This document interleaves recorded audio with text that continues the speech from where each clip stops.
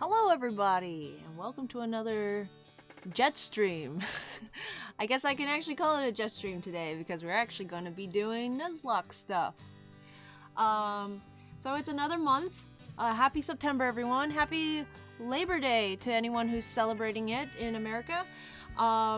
Let's see, what do we have on the schedule today? So, one of my patrons, Chico Arts, asked me to do another one of those streams where I record footage of me working on Jet's Black Nuzlocke, and then we get to watch it back. And I hadn't been doing it for a while because it may seem silly because it's basically just hitting record when I'm doing what I normally have to do anyways. It actually does sort of change the way I have to work, like my workflow and such. So I haven't been doing it for a while, but I thought, I haven't done one in a long time. They're usually a lot of fun. So I did go ahead and record myself drawing episode 74. So we're going to be starting soon with a little read along. Let me just make sure the music isn't too loud. Turn that down slightly. And hopefully my voice isn't too loud and is coming across clear. But yeah, we will get started with episode 74. So hopefully everyone is caught up. This was just posted yesterday. So if you haven't read it yet, don't worry, we're going to read through it now so that, it makes sense later when we're watching the footage. But yeah, alright, so we start with this really cool concept that I had that you can make psychic shields if you're a psychic Pokemon, and that the rain would just kind of mushroom around you and like those clear umbrellas, except a whole bubble around you. So that's Mooney. I actually went back to the previous episode and added her scars in because I had completely forgotten about them. So episode 69, she didn't have any scars when I first uploaded it. So I went back and added those. They look like they're healing pretty well though. They're now the color of her skin instead of like nasty scar tissue. Thanks, Mooney. It's really pouring now. Pachoo. Alright, girls. Let's not let our guards down. Stay close, Professor. Right behind you!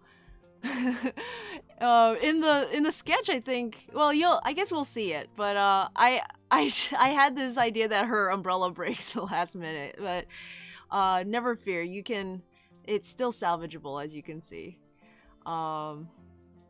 Could it be that that's my excuse for drawing a wonky umbrella? I hate drawing umbrellas. Excellent work. Maintain that perimeter while Bryson and I go in first. Keep a close eye on all the exits. We don't want to have any plasmers escaping. Again, I can't thank you enough for your help, Bryson. No, I am happy to help. It would be an honor to protect my country and my family. Oh, that's from Mulan! Ding ding, that is correct! Bryson, please. We need to be serious here. As much as I enjoy your references, this isn't the time for games. Look sharp. We want to avoid unnecessary conflict if at all possible. We don't know how many grunts they have gathered there, nor what kind of Pokemon they may throw at us. And yeah, the plasmers were actually very popular last time. I was kind of surprised at that, but decided to give them another scene, even though I really wasn't going to show them again afterwards. And Jet and company running up the stairs. And here's Valerie. Is it dead? It just stopped moving. Grab. This is the point of no return. Take hold of your destiny. I wanted him to say, like, take hold of your destiny, my king, but it didn't fit the dialogue box. Dun dun dun! Shh. and just imagine like a lot of rain noises. I didn't do rain effects in the sky actually, because right here is supposed to be the eye of the storm, so it's like right above the tower, so the rain actually isn't falling there. I didn't forget. It's no use. I'm not going to make it. Go on without me. What? Seriously? Knock it off, Jet. Get up. It can't be that much farther, right? Well, far is relative. Yeah.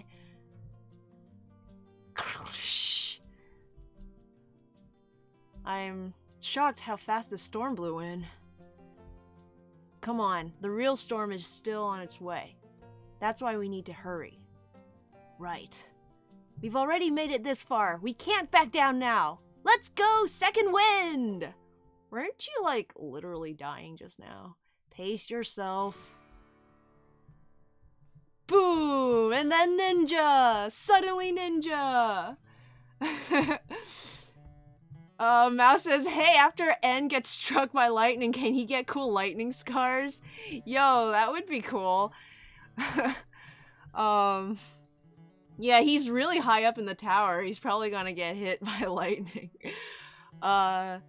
Is that a ninja? Why are there ninja in Unova? And then we have an action scene, which I guess would usually have a lot of sound effects, but I ain't gonna do sound effects. Watch out! Hiss! Roar! And then poor little Plasma Cat is just way out of her league. Mao comes in with a swipe of some kind, maybe a fury swipe, I don't know. And she's just like, dodge, dodge, get out the way. We'll take it from here, little Koshka, don't worry. You got guts, that's for sure. Guys? Charon? Fire Dog! It's fine, keep going. We'll take care of them. We will? Glare. Scary! Don't worry about us. We'll meet up with you at the top. Alright. When you run out of stairs, take 2 lefts and look for the double doors. 2 doors left. 2 left doors. Got it. Thanks. You'd better be right behind me. Got it. I said don't worry. Glare. There should be a sound effect for glaring. He's not gonna try to stop her? Come on, let's push through. Slice. Punch. Toss. There you go. Smack. Fire Dog. Hey, nice catch. What a bother. That guy's Pokemon isn't even fighting properly. Just mostly a lot of dodging and countering. It's as if their end goal isn't to defeat us, but rather to keep us from getting any farther. Block. What? Oomph. Hey, is he allowed to do that? How should I know? Can we attack him back, or why not? He hit me first. Okay. And the moment we've all been waiting for. N at the top of Dragon Spiral Tower. You finally made it. I had hoped you would be here to witness this moment, Jet. At last, the world I seek will become a reality! Yay! Oops. And yeah, that's it. Man, fight episodes always read a lot faster than they take to draw, because there's not much dialogue to keep you held long. But yep, that's basically the episode. I'm going to now switch over to the footage that I recorded.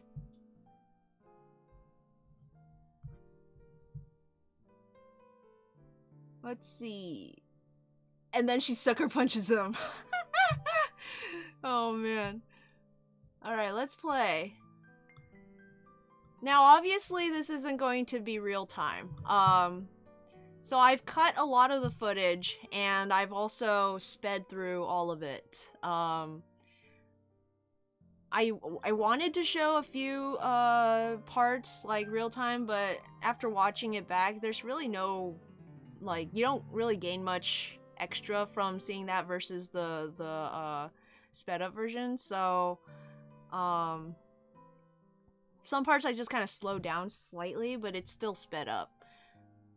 You can see with the line art, the flickering is because I'm just constantly hitting Control Z.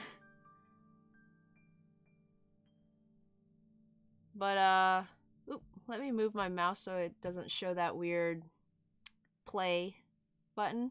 But yeah, we're just gonna sit around, sip some tea, and talk about the episode, talk about the comic maybe, talk about our day, what we've been doing. I've been playing a lot of Minecraft in the past 2 days. Mouse will attest to that. I think Mouse has even played more than me. I think she was like on Minecraft all day today. But let me silence my phone, which I forgot to do. But yeah, the Nuzlocke forums just I just remembered that the Nuzlocke forums had a Minecraft server that was made by the Delta squad, and I had forgotten about it. So when it came back around, I was like, oh hey, I should probably jump on that. And it's been so much fun. Minecraft is one of those games where I just can't stop as soon as I start.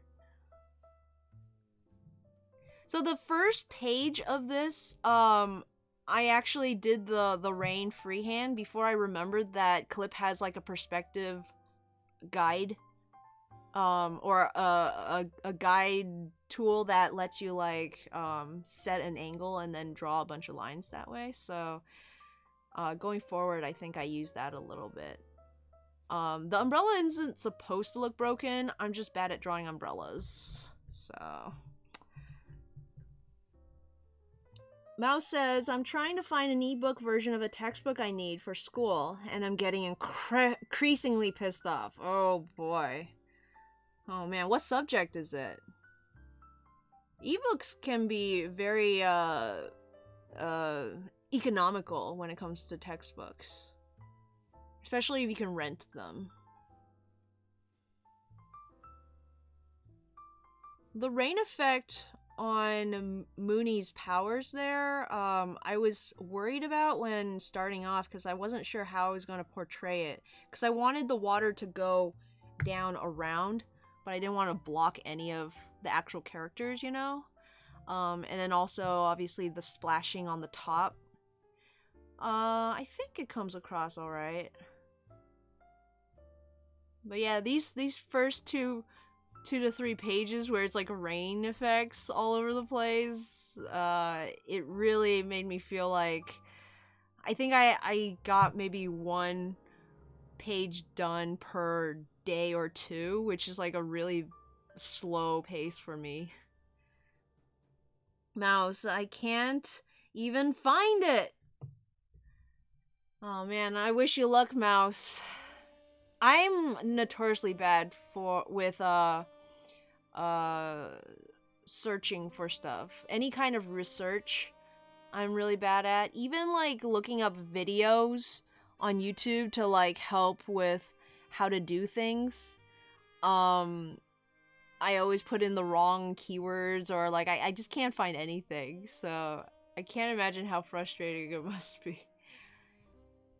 You'll notice I drew Bryson's mask a little differently here. I do go back and fix it later. I don't know if that made it past the cut or if I cut that footage, but yeah, I didn't really look up what Bryson looked like until after I had sketched him, and then after I started doing the line art, I'm like, maybe I should actually figure out what he looks like. And even then, I kept forgetting his like hair hangs down slightly under his under where his neck is. I did his robe completely different. But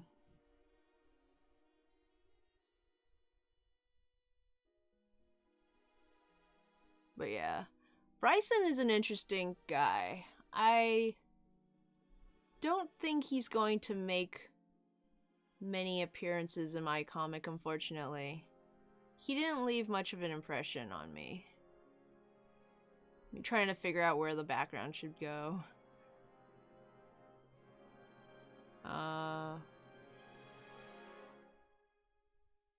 I'll just do something else. Don't be mad, Mouse. Deep breaths.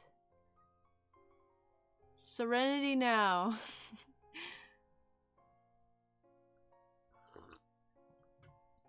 Are you at the library, Mouse? I do not like drawing Alder's hair. I never can figure out how it goes. When I think I know how it goes and I start doing it, I realize it's not working out.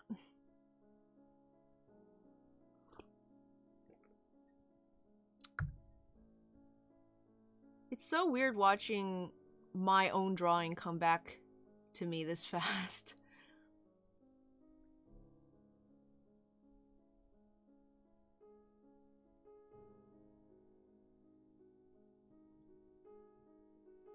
Yeah, but I freehand all of these lines for the buildings and stuff.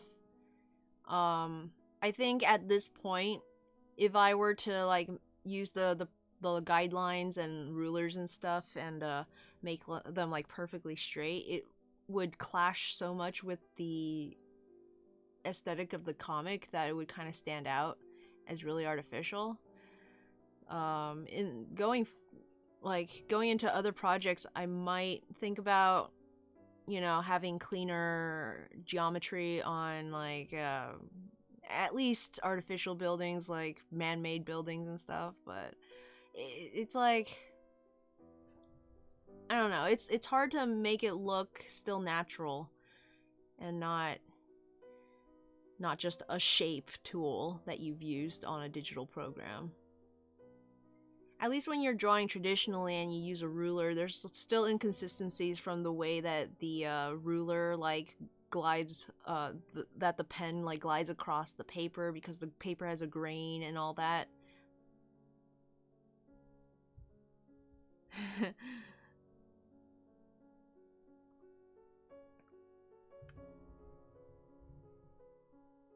I have textbooks that I've never even like opened the saran wrap for.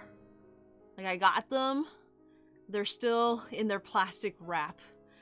That's how new they are. Not even got through the first layer. Yeah, some classes just made us buy textbooks and then didn't even make us read them. Or maybe I was supposed to read them and didn't. I don't know at this point. Can't remember. I have a whole bunch of Herdier for these policemen. I'm trying to think what other Pokemon police guys would have. Herdier's a very, very police force kind of Pokemon. Even more so than Growlithe, I think.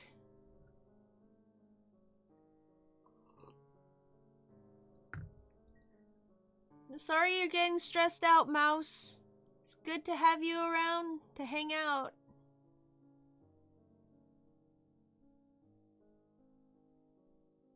I almost went to work today. I like got up, brushed my hair, put on my actual pants and some nice clothes and packed my bags and was about to heat up my lunch. And my dad is like, "Oh, you're going to work on Labor Day." I'm like, no I'm not. No I'm not. Put my lunch back in the fridge and just went back to my room. I thought I was gonna get a lot done today. I had ordered an AV to HDMI converter from, what's this called? Gana or something like that? Gana, I think. it did not work. I plugged in my NES, not NES, what's it called? The N64. I plugged it in. All I get is like this blue screen.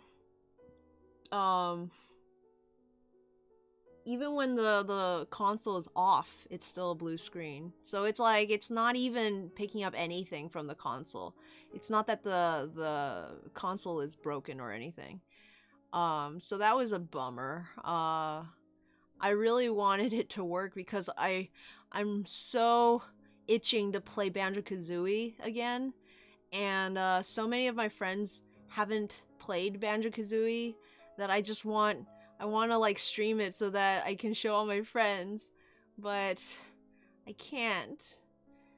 I did send an email to the company that makes the converter, and hopefully they respond, and hopefully there's like a fix for it. Otherwise, I'm just gonna have to return it.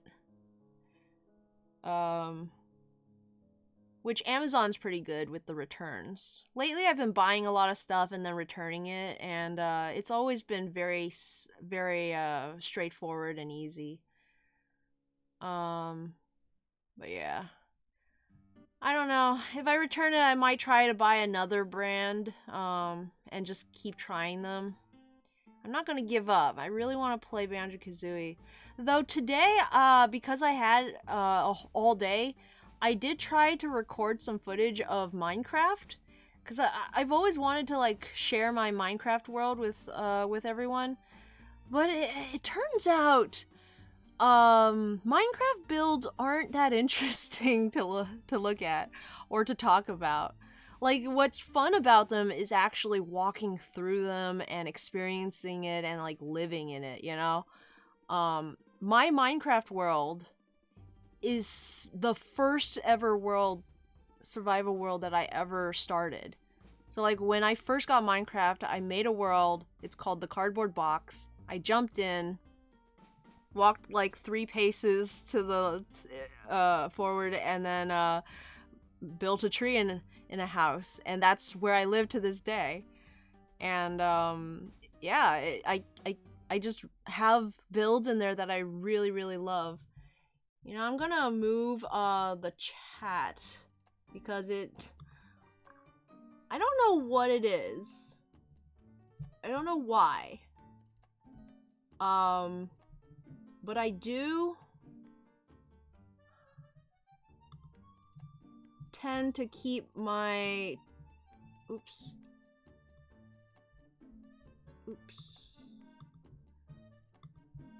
I do tend to put stuff on the what's it called, the left a lot, so it's kind of like blocking it. Mouse says, I'd assume Arcanine for big jobs. Yeah, but not in Unova, you know? Shoot, you can't see it at all when it's there. Let's put it over here.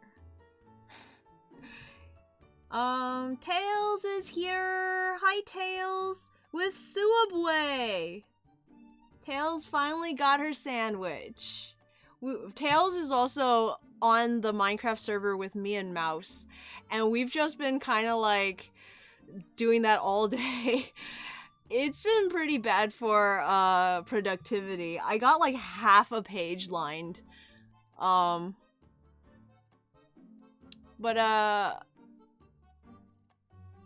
yeah, like she said she was gonna get Subway like an hour ago, and then we just kept going. Tails, Mouse is unhappy.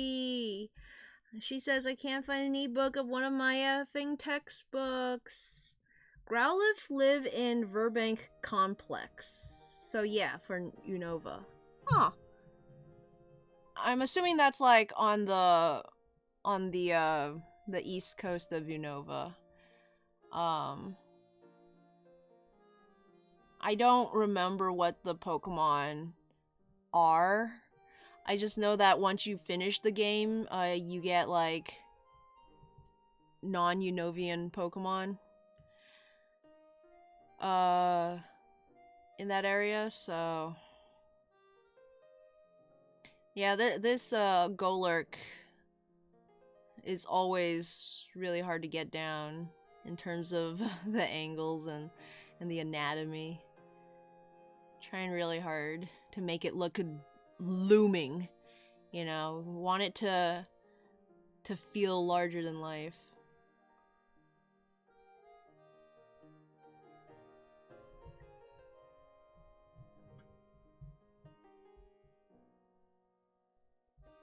Tail says it's been awful for productivity, LMAO.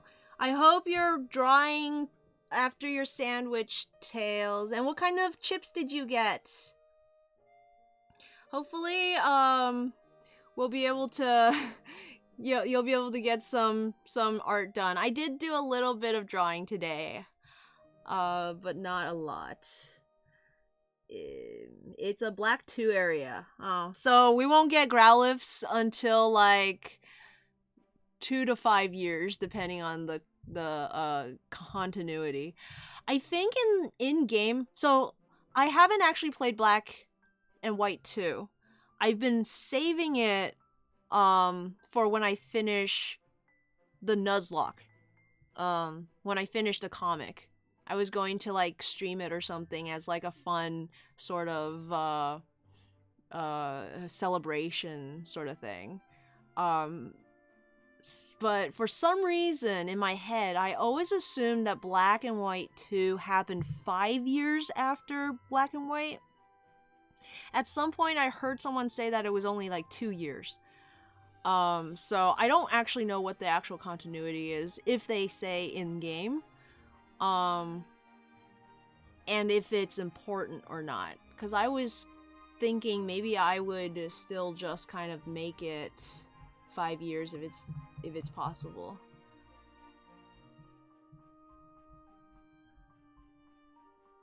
Southwest. Southwest? Isn't that where we live? Or are you saying southwest of the middle section? Cause I'm trying to remember the map. I have it right here actually. I have an actual printed card of the map. It doesn't have any of the location names, but oh, okay, no, I'm conflating it in my memory with whatchamacallit, with Sinnoh.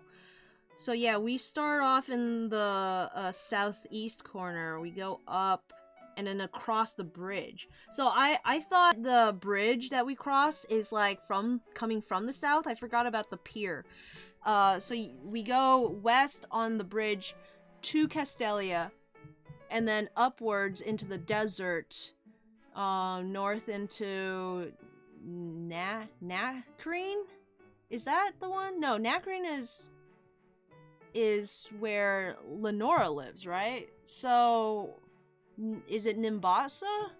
I don't know. I think it's one of the ones with the N, but wherever the Ferris wheel is north of Castelia, and then you keep going west to Driftvale, which I assume is the southeast west of the continent, unless you can also like go further down in Black and White 2, which I wouldn't know about. Because Castelia is more south than Driftvale. I call Driftvale west, not southwest. I don't remember there being anything in the southwest. I'm pretty sure that's not an area in Black and White. Is this about Growlithe living in Unova? Yeah, I'm trying to decide what other Pokemon the police force would have, because I've just been giving them a bunch of Herdier, and looking at the other Unova Pokemon, I wasn't sure what other Pokemon the police force would have as they storm the castle. Mouse on piano says diamonds. Gasp. Yeah, we kept finding diamonds, redstone, gold, lapis lazuli. It's been a real gold mine down there. Um, and we still haven't explored everything yet. The further we go, the more mobs keep spawning, and we just keep dying. Because they exist in black and white too. Mouse says, I had no luck finding diamonds when I mined. We found diamonds! Hey! And it feels so good. Redstone! Gold! And lapis! Hey! Do we have any obsidian? I don't know if we need to make nether portals. We can just go back to the main continent and use the one there, right?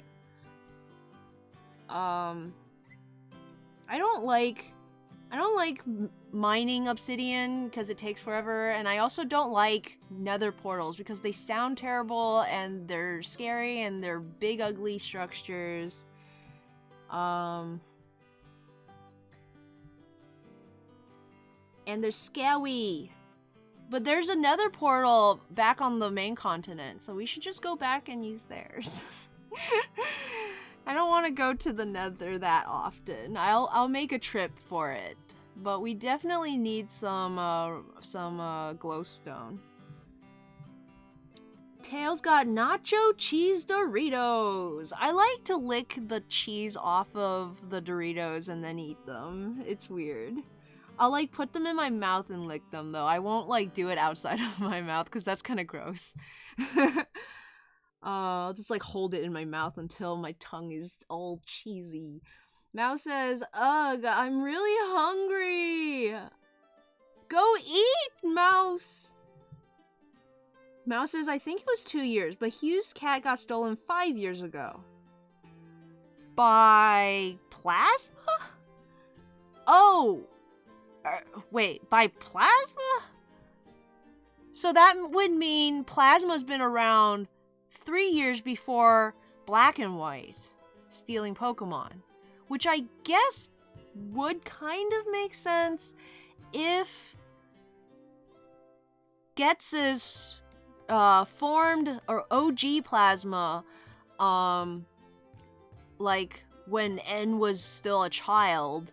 So there were like plasmers around stealing Pokemon for their evil plan, but they just like didn't weren't going around preaching liberation yet.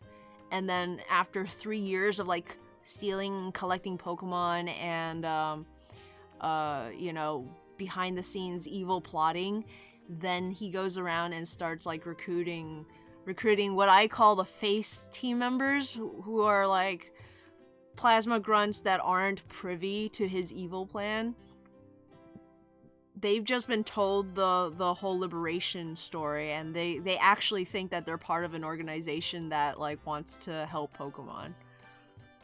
So I guess kind of that makes sense, because then when N was a child, they would have been around for a long time. Depending on how long ago Getza started his evil plot. Southwest Unova. Nueva town is southeast. Look up a Black 2 map. They added new areas. Nimbasa. Guys, help me. Nyx is playing the Steven Universe movie next to me. Ew. Tell Nyx they have garbage taste. I don't deserve this, says Tails. I am a victim here. Oh man, Braviary. Oh yeah. I could give them Braviary and like maybe Zebstrika as like, you know, cuz some policemen ride horses. Oh. I hadn't thought of those.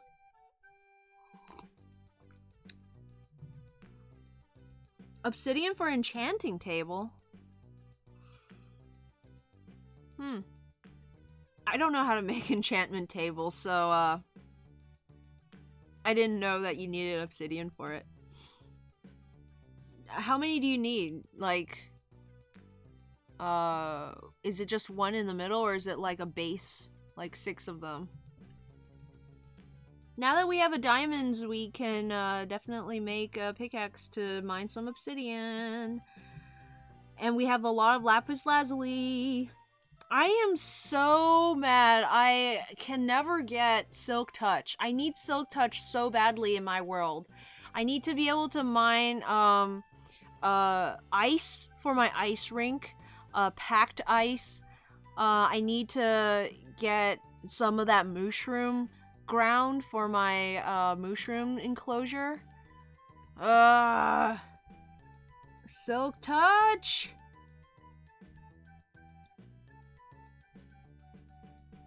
Tail says, I see the police having the dogs watchog for scouting out, Tranquil, common and good for air scouting, Zebstrika for rural areas, they could ride them like horses, Swoobat for night.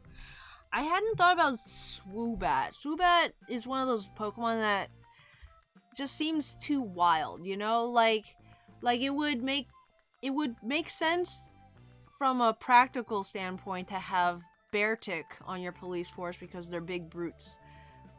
But aesthetically, they just look like these wild animals, so I don't know. Swoobat's the same way because I can never think of like bats as being useful for anything domestic.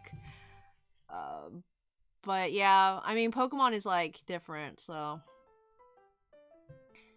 I'm adding a lot of water around because I figure even though there's no actual rain happening in the center of the storm, the building itself is getting rained on from the outside, so like it would be dripping water.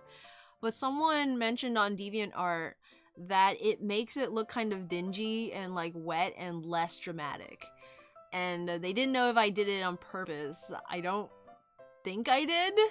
But I don't know if I dislike it. Because it is sort of like, I don't know, this grand moment, but it's just this wet, damp room, you know? Well, hopefully it'll pay off when Zekrom is finally summoned and like just blows the storm away and like the sun comes through and is like everything is clear again. Mincino for cleanup investigation. Ooh, I like that. Like a private eye kind of thing. Braviary for flight power. Hope any of these can help. Yeah. Thanks for all the suggestions. In fact, I'm gonna take a screenshot of that because I don't want to forget. That's really cool. Alright. I definitely like the idea of the Zebstrika. I think I'm definitely going to try and use that. And then someone on DeviantArt also commented that they want to see Bryson in at least one action scene, which means I'm probably going to try to add an action scene that wasn't already there. Sometimes I take comments a little too seriously, but like I don't like to disappoint, I think is like the word for it, maybe. Like, I don't want to try to change the story just to cater to what people expect, but if it's something not in, like, how do I say? Like, it wouldn't kill the flow of the comic, or, like, it's not some big sort of, plot thing that would just make no sense at all. I definitely consider it hardly, like very seriously, can I add this in? Because a lot of the ideas usually are really fun. It's the same as when my brain gives me a joke and then I'm like, how do I include this joke? Wait.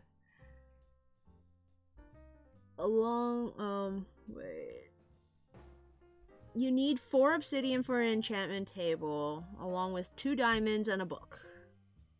Okay, so it's like on the 4 corners, I guess? 2 diamonds and then a book. Okay. Swoobat can be cute. I always like the idea of Mincino dusting for prints, using its cute tail. Yeah, it's like a Detective Pikachu. Where's my Detective Mincino? OMG, I think SU has been singing for 20 minutes straight. It's a musical now. It's just straight up a musical. Not even a Disney musical. It's just a musical. Okay, so starting around this point, I start realizing I'm going to have to draw stairs. A fight scene on stairs. I skipped some of that, but yeah, like before I think I was just kind of cheesing it by just putting them wherever, but for this episode at least, like, yeah, see there where I kind of just cheesed it and like just threw in random. But down here, you'll see I made very clear indications of which side of the stair is facing up and which side is facing down, and I tried to keep them relatively even,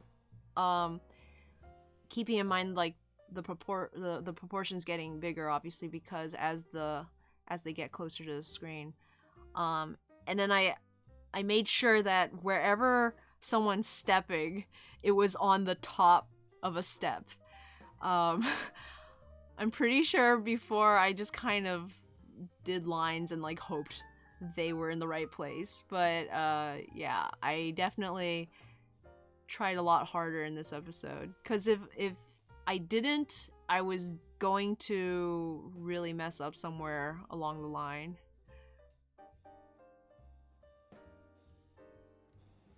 Of course, this angle you wouldn't see the the side of the stairs because you're looking down.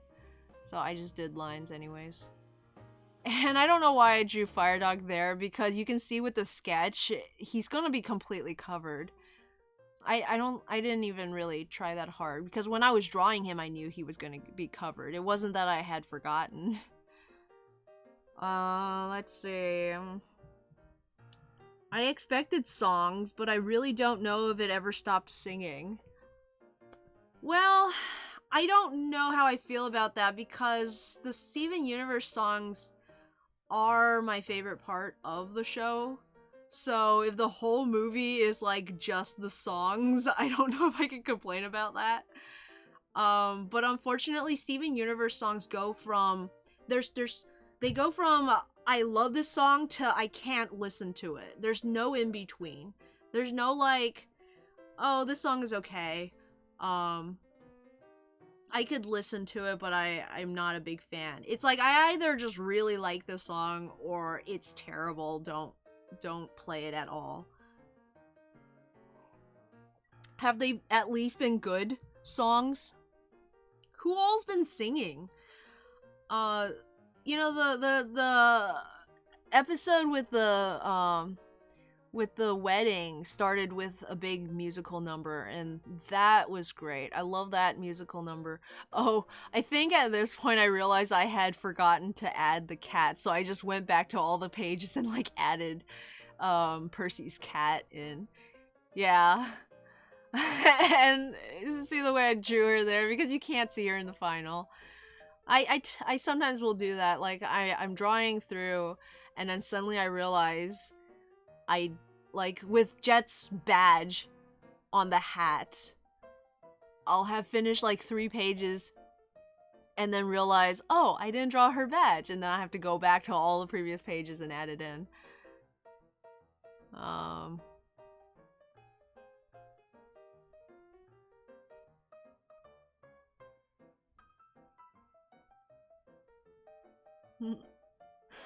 The flickering, the like constant flickering, because I can't get it right the first time.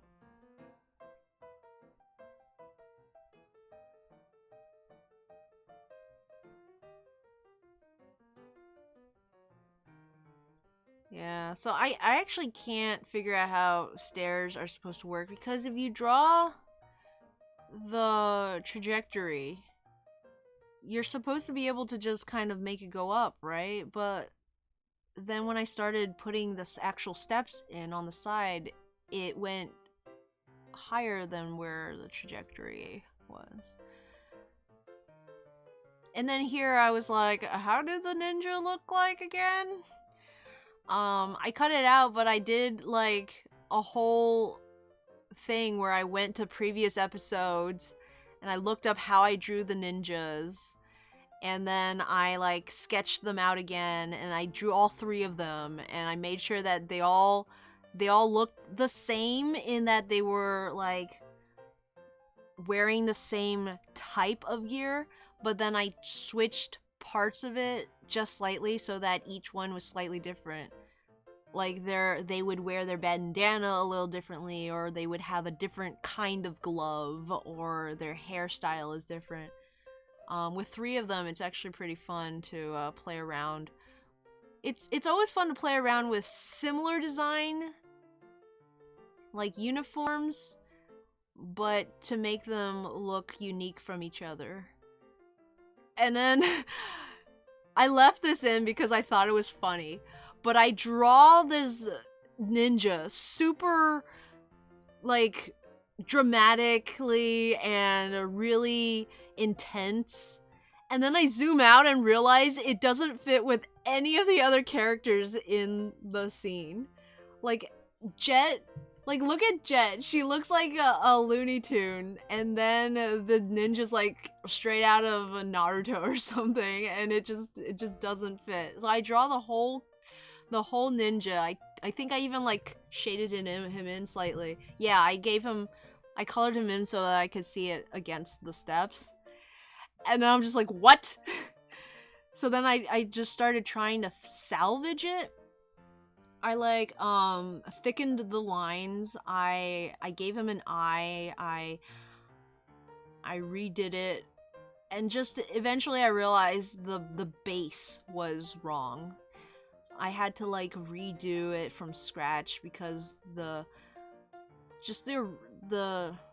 base concept, he wasn't chibi enough, and everyone else in the scene was a chibi. Just a super deformed thing. So I'm like, you know what? Back to the sketching board. And then I couldn't figure out his pose. Oh man. Ninjas. Why did they have to be ninjas?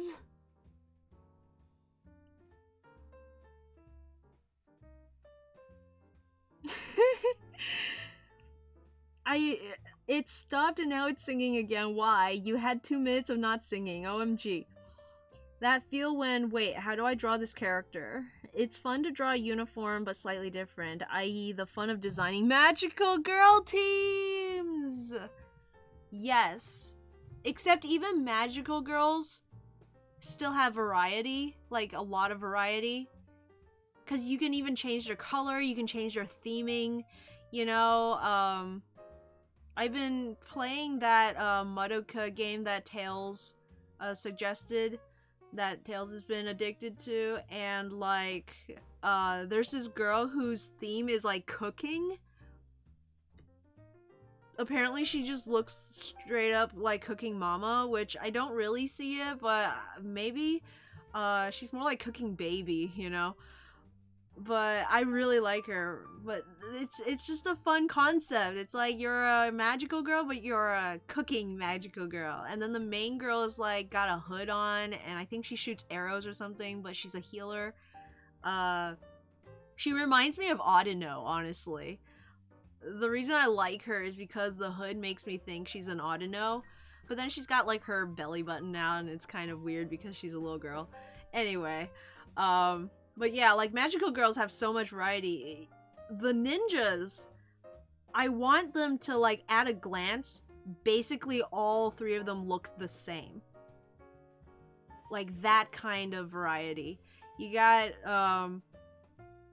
the same hair color with spiky hair. You got the same kind of something around the neck. The elements need to be all the same, but then switch them up just slightly. So if you look a little closely, you might be able to tell which is which. Though it won't help that I've completely redesigned them from their first appearance. So don't bother going back to the first time they show up and like trying to figure out which one is which one. Not that I'm gonna give them names or anything, so it wouldn't even really matter. I don't think I really gave them personalities yet. I might think about it. giving them names. I don't know. Though, like, N is named N and Zorua is named Z, so maybe they should just be other alphabets. Like J-A-M. Or J and then B and then N. Oh wait, no. I can't use N. Because N is N. J-B-N. Z-P. Zero Pro. ZP, so I have a P. No, you can't name a character P. Of all the letters of the alphabet, you can't use the letter P. You just can't. It's not allowed. Maguka game? Tails perks up as soon as she hears Maguka.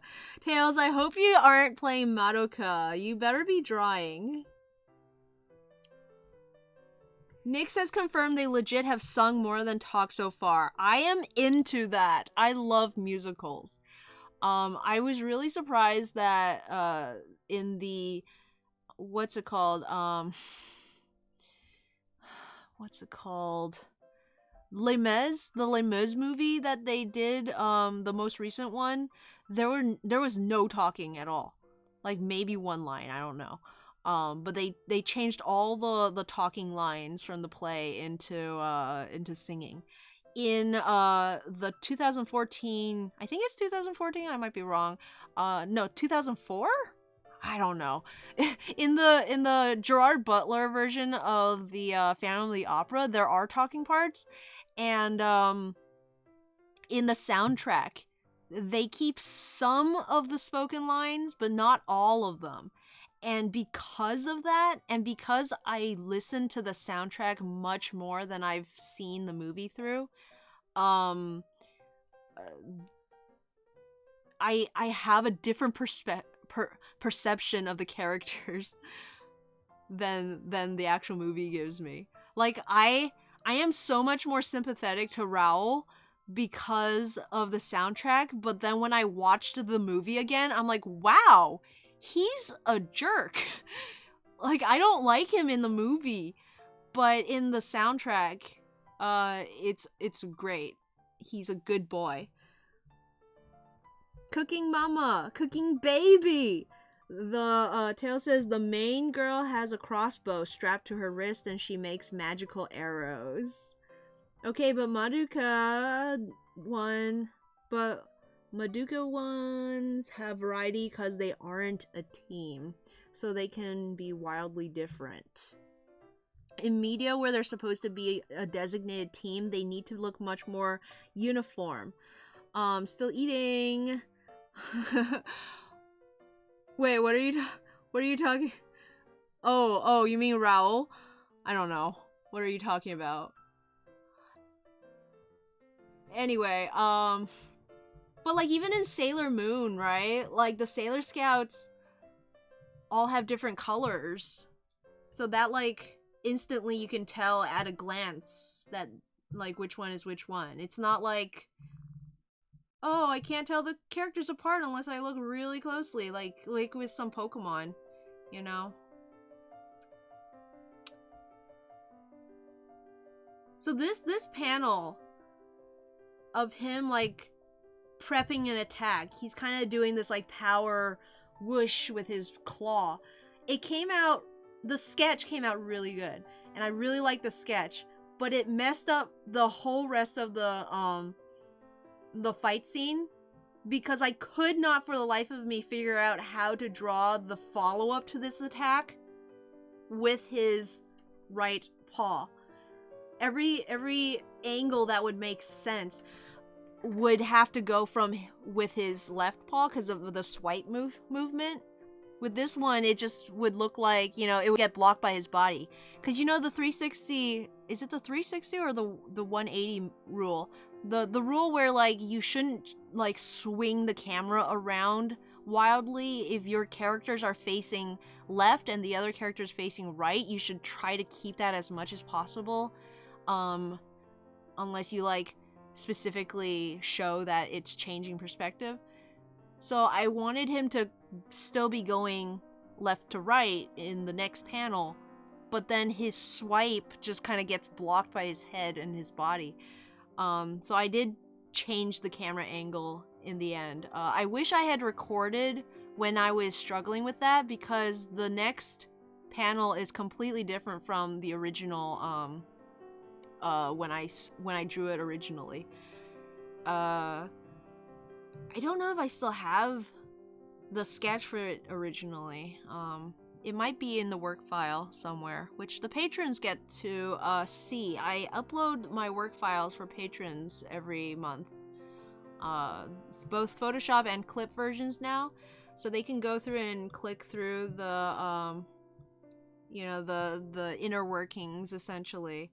And I also make sketch dumps, PNG sketch dumps, for people who don't have Photoshop or clip and still want to see it, so they can just kind of scroll through. I just don't remember if I included that one. I might have erased it, honestly, unfortunately. But yeah. So I had the ninja's cat have the same eye color as Charon's originally in my plan, but they looked too similar, so I had to change it to just to help tell them apart. And so if you ever get confused which one is which one, well, one Charon's cat, Mao, he has the scratch now, because when he was protecting Percy's kitty, he got scratched in the face. So, you know, that kind of helps at least, but because he's going from left to right in most of these panels, it's also the eye that's most blocked, so you can't tell very clearly where it is. So just look at their eyes. Mao has bigger irises, and they're green, and then the plasma cat has red ones. Red pink-ish. Oh, you actually erase the comic lines under the kitty. I always keep those. Wait, where... Comic lines. The comic lines under the kitty? You mean the sketch?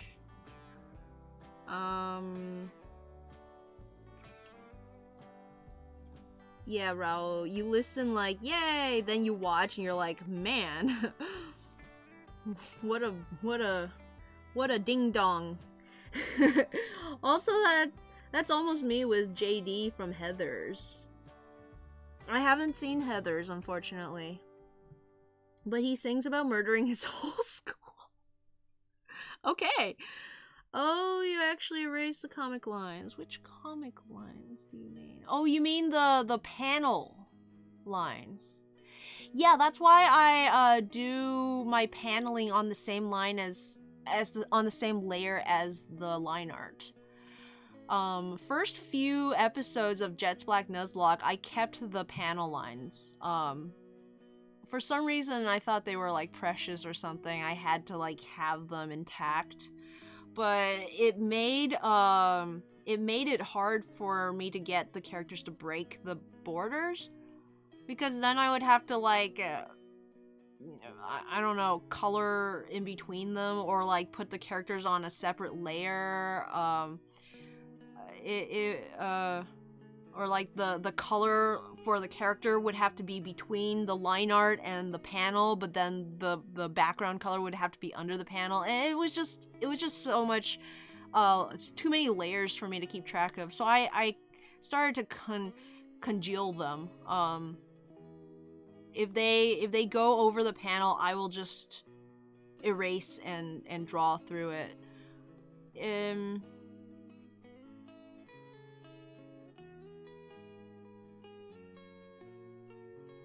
Yeah, the panel lines. Oh, I do not. I have the lines on their own layer. I mean, especially with the programs that we have where the paint bucket can like reference other layers, doesn't that get in the way when you're coloring? Because then it will reference the panel layer underneath and get blocked by it, right?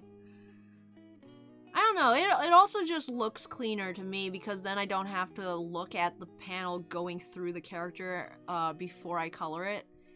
Because it's like, I can tell myself, like, oh, when I color it, it will block off that line, but I still have to look at it until then. I don't know.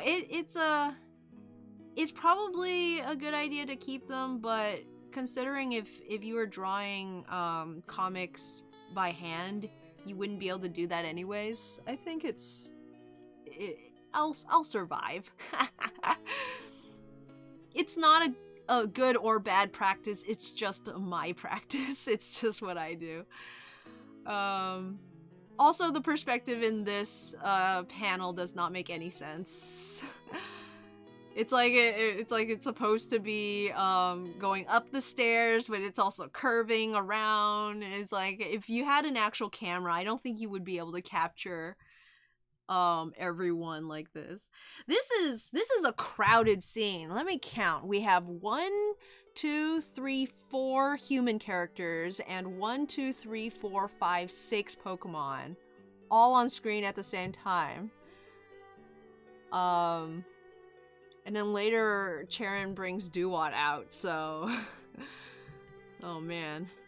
But of course Jet and Lil Dog and Fish, Red Eye and Fish, they all leave, so it helps. I like to think that I made Jet get out of there as quick as possible because she's allergic to cats, and there's way too many cats in this room right now. But honestly, I just didn't want to deal with that many characters. Hi, Bronze Leaf! Hi, thanks for coming! I'm not drawing right now. I do not draw this fast. We're watching footage of Jet's Black Nuzlocke episode 74 being drawn. It's the newest episode. It was just dropped yesterday. But yeah, it should be up on DeviantArt and all that. Oh, I guess that's a good opportunity to drop a link to the actual website. I like to link the actual website.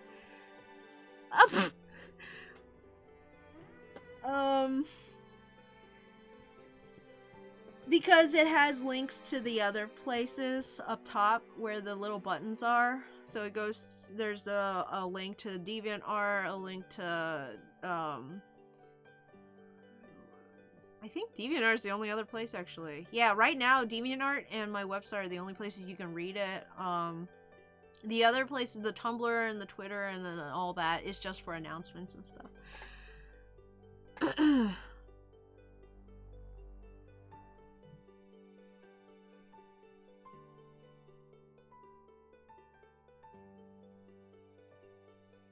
But yeah, I can see the value of keeping your panel lines, if only just because if you erase too much, it's actually pretty hard to get them back exactly the same way. In which case, usually I will just erase the whole panel line and just redraw it in slightly thicker so that if it's, you know, slightly up or slightly down, it will cover it at least.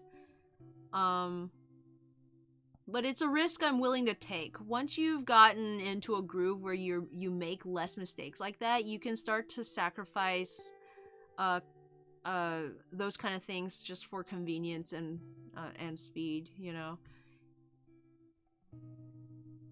I like how Sunny is like the disappearing fish, because I never draw her in the sketch. So when I get to the line art stage, I will include her and disinclude her depending on when I remember to. When I remember she's there or not.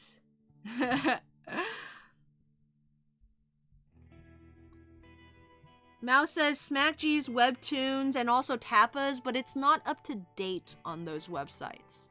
So you can't actually read this episode on those places. I think SmackG's and Tappa's and webtoons are still in the Desert Saga. The Desert Arc. Tails! Every time someone mentions SmackG's, Tails, like astro projects into another universe where Smack Jeeves exists. She lives in a constant state of not knowing that smack Jeeves is a thing until someone mentions it.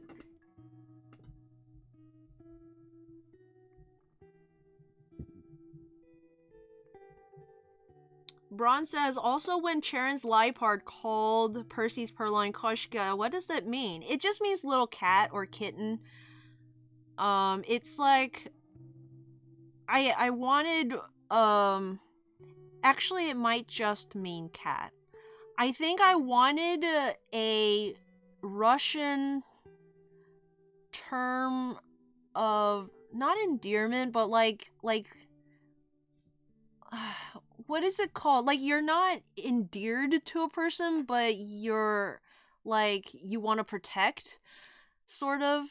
Like, they're small and baby, and you want to protect them.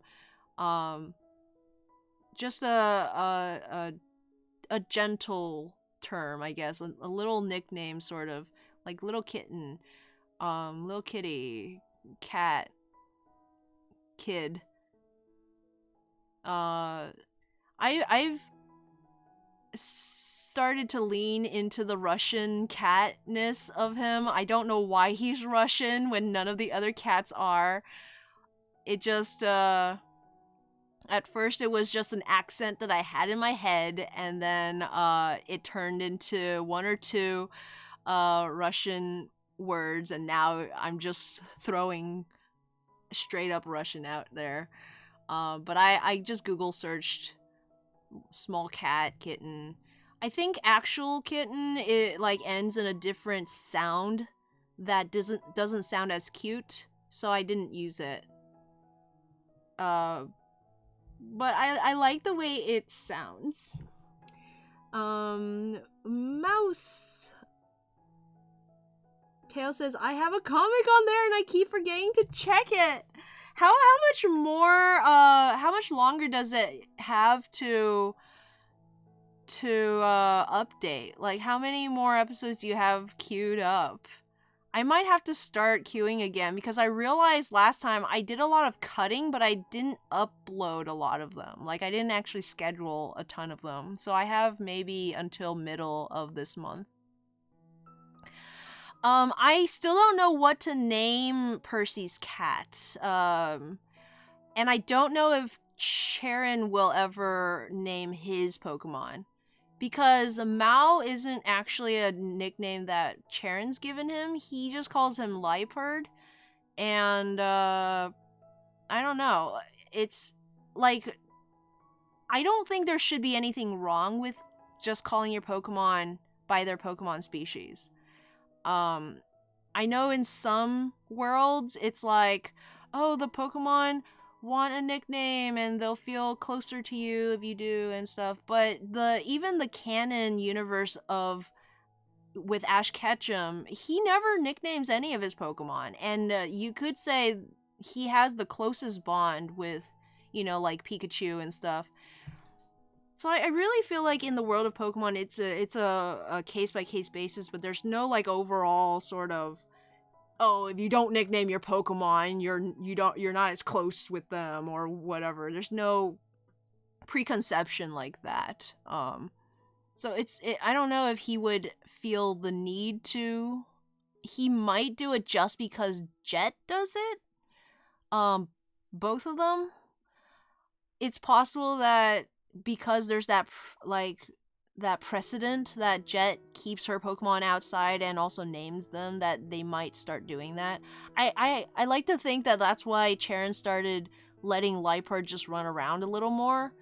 Like, he let all of his Pokemon out when they were in Icarus City, just so they could hang out. But then when they were in,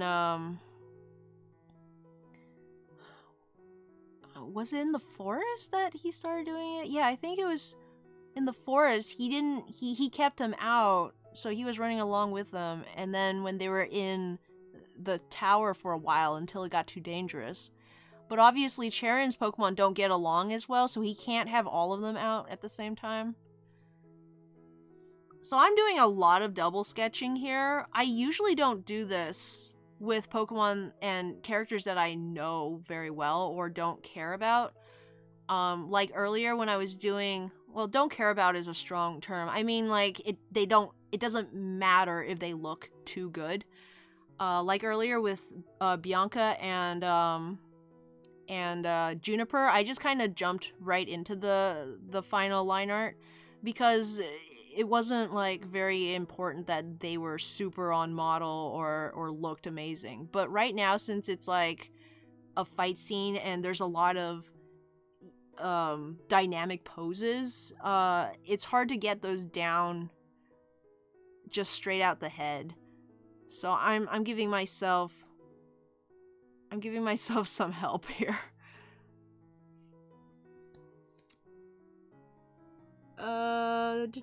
Bronzeleaf said, "Oh, that's cute." And Tails says, "OMG, as you just did the worst thing, I hate it." Oh no! Tails, oh no, Tails is dying. Tails and Mouse are not fans of Steven Universe, but Tails' SO is, and they are watching Steven Universe, the movie, right now, and forcing Tails to watch as well. So Tails might be deceased by the end of this stream. Also, I hope that was a good sandwich, Tails. I haven't had Subway in a long time.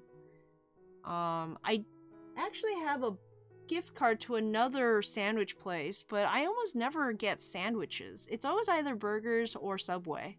Subway, I think, is the only sandwich place. Oh no, that's a lie. I've been to Firehouse Subs. There's a place in my area called Firehouse Subs. I don't know if anyone else has them, but their sandwiches are basically Subway, but slightly more expensive, and they have, I think their deal is like they hire retired firefighters who can't, like, who are basically veteran firefighters who can't work anywhere else. I don't know. They hire those kind of people, and then their proceeds like also help support the local firehouses.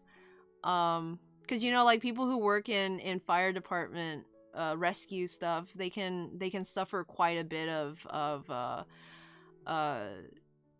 don't know, hearing loss, or, like, you know, other kinds of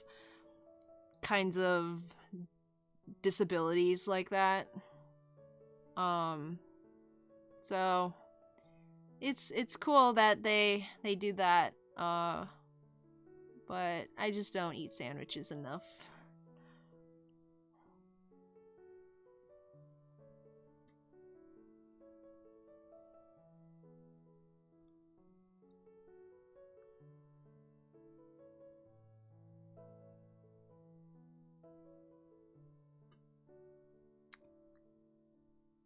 And I feel like of all my Pokemon, the cats, the Liepard and the Purloin are the ones that I draw like most anatomically.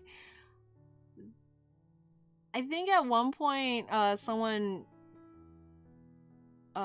said it was like Lion King-esque, which I don't know if I would go that far, but I do seem to have a need to, like, I don't know, really emphasize the anatomy when drawing the cats.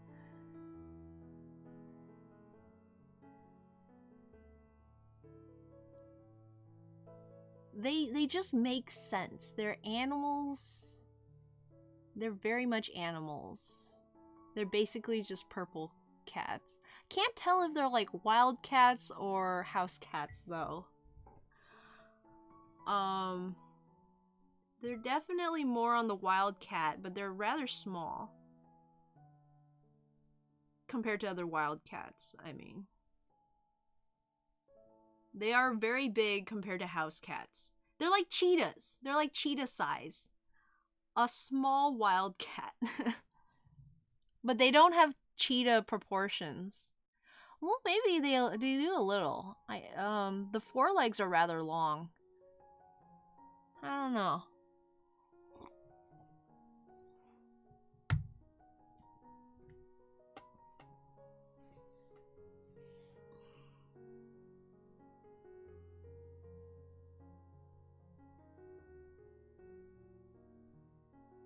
Those spots, though, there's no way any of those spots are ever in the right position. Those are like, you know, I would hate to animate this if only for the spots. If ever an animation has to be done, I'd be like, no, we don't have enough budget for the spots. And you know, there's that thing they said one time on the Incredibles commentary, the DVD commentary for Incredibles, where they were talking about that one scene where they're having dinner, and the animators were like looking around and trying to make sure that all the broccoli was on the right place on the table. And it's like, oh, was that broccoli there before? Oh no, it was on that side. And then eventually they're like, guys, what are we doing? No one else is going to care about where the broccoli is. It's like, you gotta know where your battles are, and like, you know, sometimes it doesn't matter. Just let it go. Just let it go. Bronze Leaf says, your sketches look so silly compared to the line art, but it's nice. Yeah, it's silly. Most of the time what I need is the proportions. Okay, so look at this. His legs are so long. I had to redo that one because proportionately it was getting a little ridiculous. But yeah, no, I need like a sense of pose and position and like proportions, but as long as it gets the idea across. And you know, if you know, sometimes I feel like I could just upload the sketch and it's not polished at all, but it gets the idea across. So, you know, why go through all the rest of it? But of course, it looks so much better with the line art, so I do the line art, and then when I finish the line art, I'm like, okay, well, I could just upload this. Like, why do I need the color? This gets the point across. But of course, it looks better with color, so I could color it. And then, of course, once it has its flats down, it doesn't look as good if it doesn't have the shading. So then I add the shading, and then I end up with a finished piece. And I'm always happy that I get that far, but along the way, when it starts to take a long time, it's like, what am I doing? Because when I started Jet's Black Nuzlocke, you know, a lot of the people who are doing comics were starting out with just rough sketches of their comics. Because the idea was that you just wanted to get the story out. You just wanted to share. It wasn't even really a story. It was like, these are my Pokemon, and this is who died when, and my adventure. Nowadays you could just stream it and like have the same effect, but and then they told jokes and stuff, so it did add some stuff. I flipped this panel because it's a straight on, and so I needed to make sure that it wasn't off balanced. Like, characters facing directly to the camera are the hardest to draw. And my problem usually is I'll like sketch it one way, flip it, it's completely wrong, so I flip it, I fix the drawing, and I flip it back and it's wrong the other way. Tail says, I once saw an animation map project guide where they specifically noted no spots. Stripes are another thing. Disney is a company made up of absolute madmen because they have several characters, most of them tigers, but they keep putting tigers in their movies. Why did they put tigers in their movies when they had to move and animate stripes? on paper. Like, back then, they were animating on paper. Like, they were drawing on cells, which they had to paint and then scan. It's ridiculous.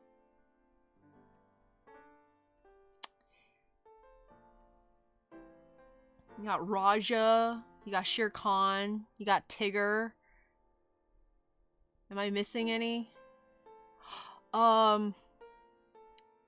Sabor from Tarzan had spots. Ah, ah.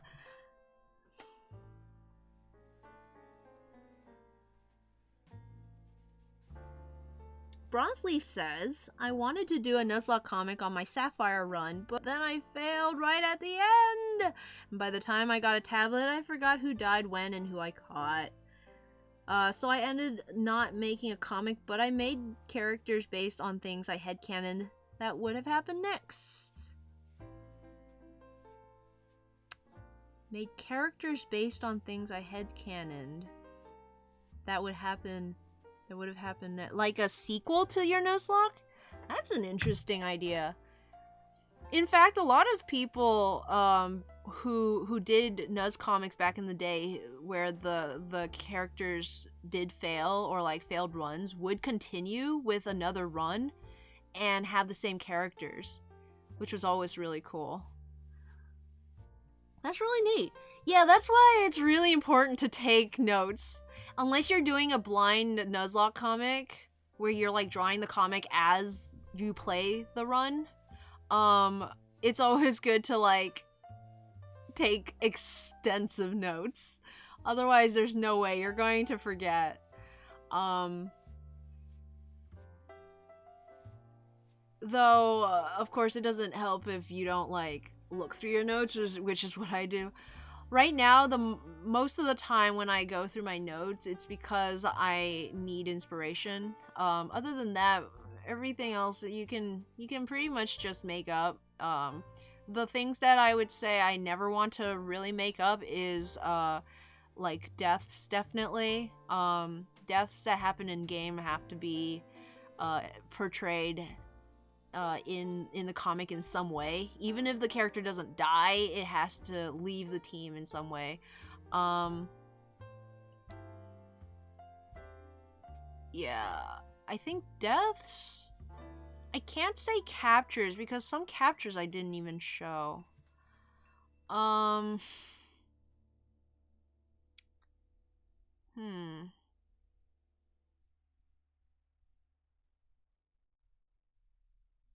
Maybe it's just deaths, yeah.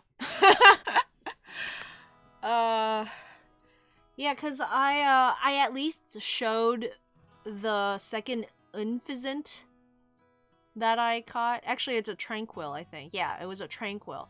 There was a second Tranquil that I caught that I didn't catch in the game. Her name was Lieutenant, and I never used her. I just boxed her because I had Major already. But Lieutenant was in the comic. She's the one that, Did she get torched, I think? I think maybe someone torched her and then an Audino shows up and it's like, oh, do you need some help? And that's when Sir Francis and July evolved. So that one, that was a catch that wasn't a catch in the comic. The other one was Fluffy. Fluffy the Boldor, I did catch and did use a little bit, but she didn't do anything really. Because most of the time I was just training her and trying to get her to evolve, because I didn't know Boldors had to be traded to evolve. So in the comic I left her in Twist Mountain, which means I could probably go back and like have her show up again in the comic. I do think Hiker Pete has to show up again later in the comic. So it's possible that she's there. I don't know. See, nothing is canon until it's canon. Just still figuring things out. Braun says, but I never did Nuzlocks on those games as a continuation. I just thought of things that I liked and kept. I didn't even think of making the comic until I reached the 8th gym, and my friend suggested it. Isn't that's the worst. It's like when you get too far and then realize you can't go back. Can't go back in time. I get that feeling sometimes when I go through my old sketches and they're all out of order and they're all just strewn about. I don't have all of them. And it's like, I wish I had kept all of my sketches filed away nicely. But yeah, it's at that point I would probably be like, it's too late. I've never actually finished a Nuzlocke game on my own. The only reason I finished Jet's Black Nuzlocke is because I told myself I was going to make a Nuzlocke of it before I started playing. The whole reason I even got the game was to do the Nuzlocke comic. So I knew exactly what I was getting into. I'm like, I'm gonna buy this game, I'm going to go in blind, and I'm going to take notes on everything. And along the way, I even, made predictions, I'll say. I won't say they're plans, but I made predictions of what may happen in the comic. Yeah, it was definitely, from the get-go, I knew I was gonna do that. After that, I did do a Nuzlocke on, I think it was, shoot, what was it? Pearl? I think I started a Pearl Nuzlocke. I ended up giving up because I don't know if I got bored or if I just didn't like the Pokemon anymore and I wanted different Pokemon. But that one was just for me.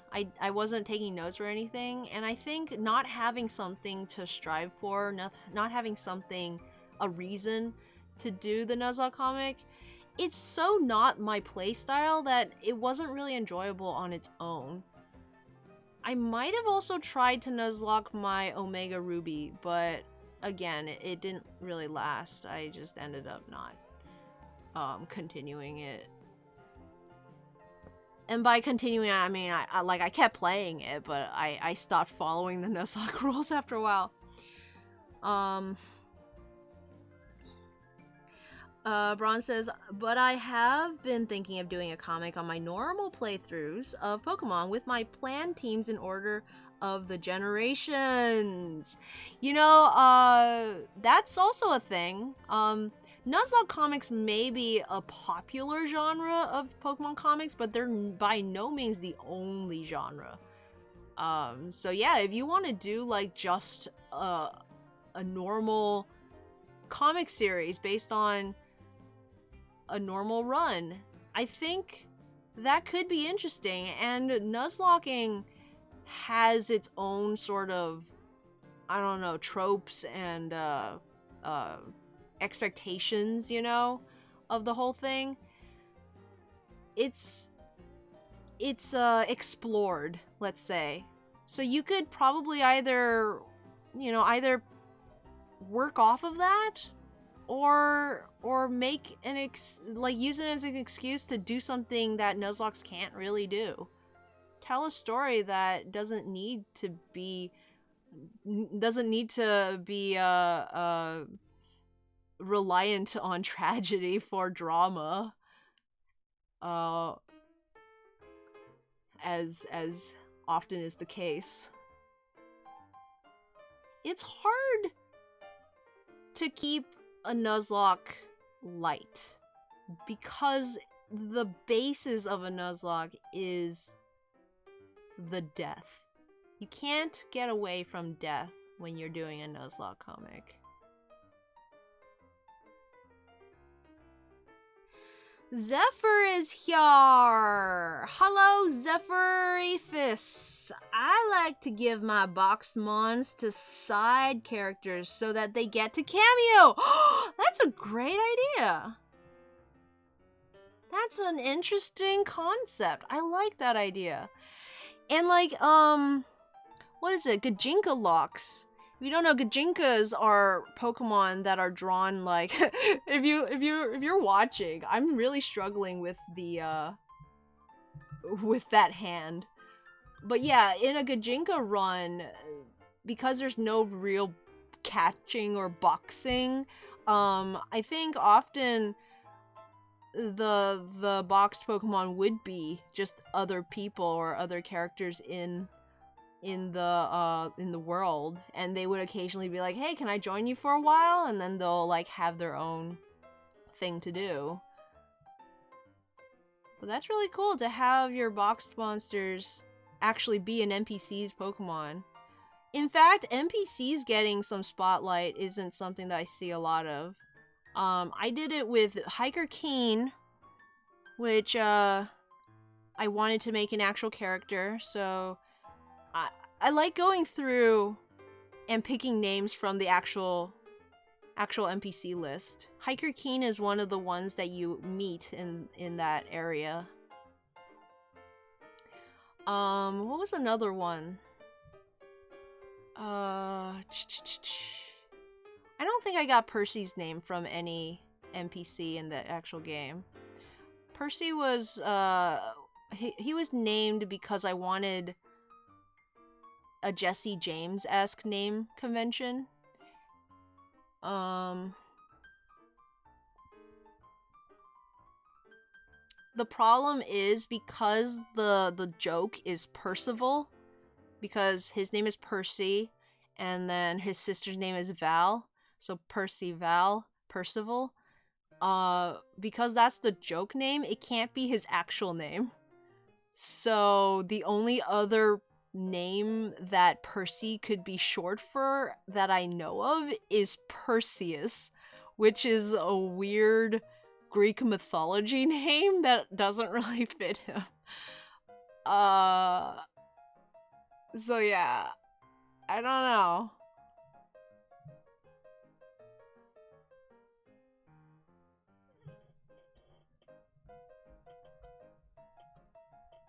Bronzeleaf says, except a bunch of games would be released while I make those comics, so then I didn't forever be behind on the games. Unless you do them like a really short, you know?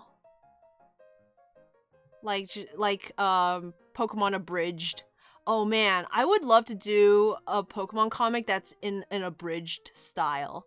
I did one abridged comic once. It's called Hamlet Abridged, and it's cast by my OCs, and it's 1 page long, and it's the entire play, just really, really fast, gag style, abridged style humor, and it's still one of my favorite things that I've ever drawn. It's like really bad, but I like it. I would love to do like just a really quick sort of that style of comic. Bronze, have you read the Pokemon Adventures comic? Because that sounds like what they do. Only they get paid to do it, so yeah, that kind of project seems like it would have no end in sight. In fact, my Pokemon Families project has no end in sight. There's always going to be more Pokemon. And at the pace I'm going, yeah, it doesn't look good. So right now, I'm trying to draw this hand, and it is very... It's very difficult. I actually gave up doing it from my head, and I got out a ball-shaped thing, and I'm like looking in the mirror and trying out a pose. So that's why it's like straight on, because I thought maybe I could change it to make it easier. But it just doesn't have the same composition that I wanted. So in a while, I'm going to... So like, yeah, right here, I'm going to just start sketching hands without the constraint of the... Okay, so the top one, I guess I did out of my head. This one I'm doing with reference, and I'm just kind of changing position. But sometimes when I have to... And this is a problem from growing up in the digital age, but when I have to draw within pre-established constraints, I don't know what to do with the composition. I get all confused. So when I can sort of just sketch without thinking about the container, essentially, and I'm just thinking about the anatomy and the proportions, it's a little easier for me to figure it out. And then I'll take that free sketch and fit the panel around it. Okay, so now I'm simplifying. So you see, I drew a really realistic version of a hand. I realized only 3 fingers show, which I think was my problem before, was I was trying to get all 4 fingers, but looking up the reference didn't happen that way. Oops, accidentally moved N over. And yeah, so I just copied the one that I liked, and I pasted it, fit it into the panel instead of fitting the panel, having the panel first. But yeah, the clip makes me have to use these guides, this like perspective guide, to make the panels, and then I have to throw it away every time, and it's really, really annoying coming out of Photoshop. And I'm gonna be complaining about it for the rest of my life. Zephyr says, all of my runs have at least one NPC who turns into an ascended extra. How do you usually decide that, Zephyr? Does it happen naturally? Like, you're just drawing and then suddenly you realize this character is in a lot of scenes and, like, you really like them? Or do you plan it? Like, I choose you. Because I feel like I definitely chose Hiker Keen. I picked him out and I designed him and I decided he's going to be the one. I don't remember how much I planned for Percy, though. I think as much as I want to say that he just kind of grew into it himself, I feel like I did have plans for him. They may have been different plans, but I knew from the beginning that he was going to be important later. And I may have just forgotten it and just thought, oh wow, he really turned out into a great character. But no. Looking back, I think it was all planned. It was planned all along. I am surprised that it did, like, work out. Often my plans don't go through to fruition, so I'm rather happy about that. Yeah, I'm trying to think. Is there a character that just kind of became a full character on their own? Let me think.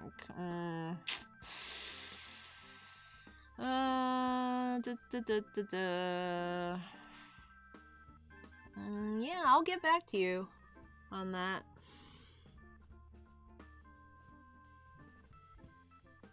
Bronzeleaf says, I have not. I thought about ending it at Sun and adding things from Ultra Sun, Ultra Moon into it, kind of like the anime. Zephyr says, some of them just happened, and others I planned. I wanted to have the first Magma Grunt from my Omega Ruby run to be a character from the beginning. Do you know of an example of one that just happened on its own? Because I'm still trying to think of one.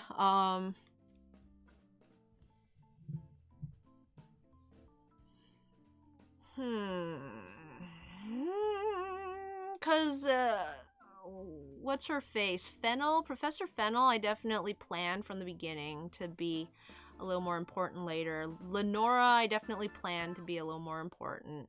Do those count as NPCs? I know they are, but like they are also kind of main characters because they're gym leaders and professors and stuff. Which I just found out that Professor Fennel isn't actually a professor. She's like a doctor or something. Which I don't know.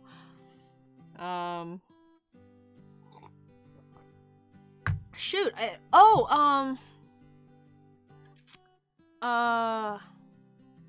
Hiker Pete? No, I definitely had him planned too.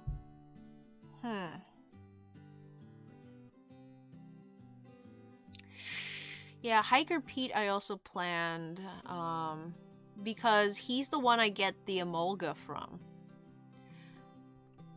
Like, everything in my story is usually based off of something that happens in gameplay. The reason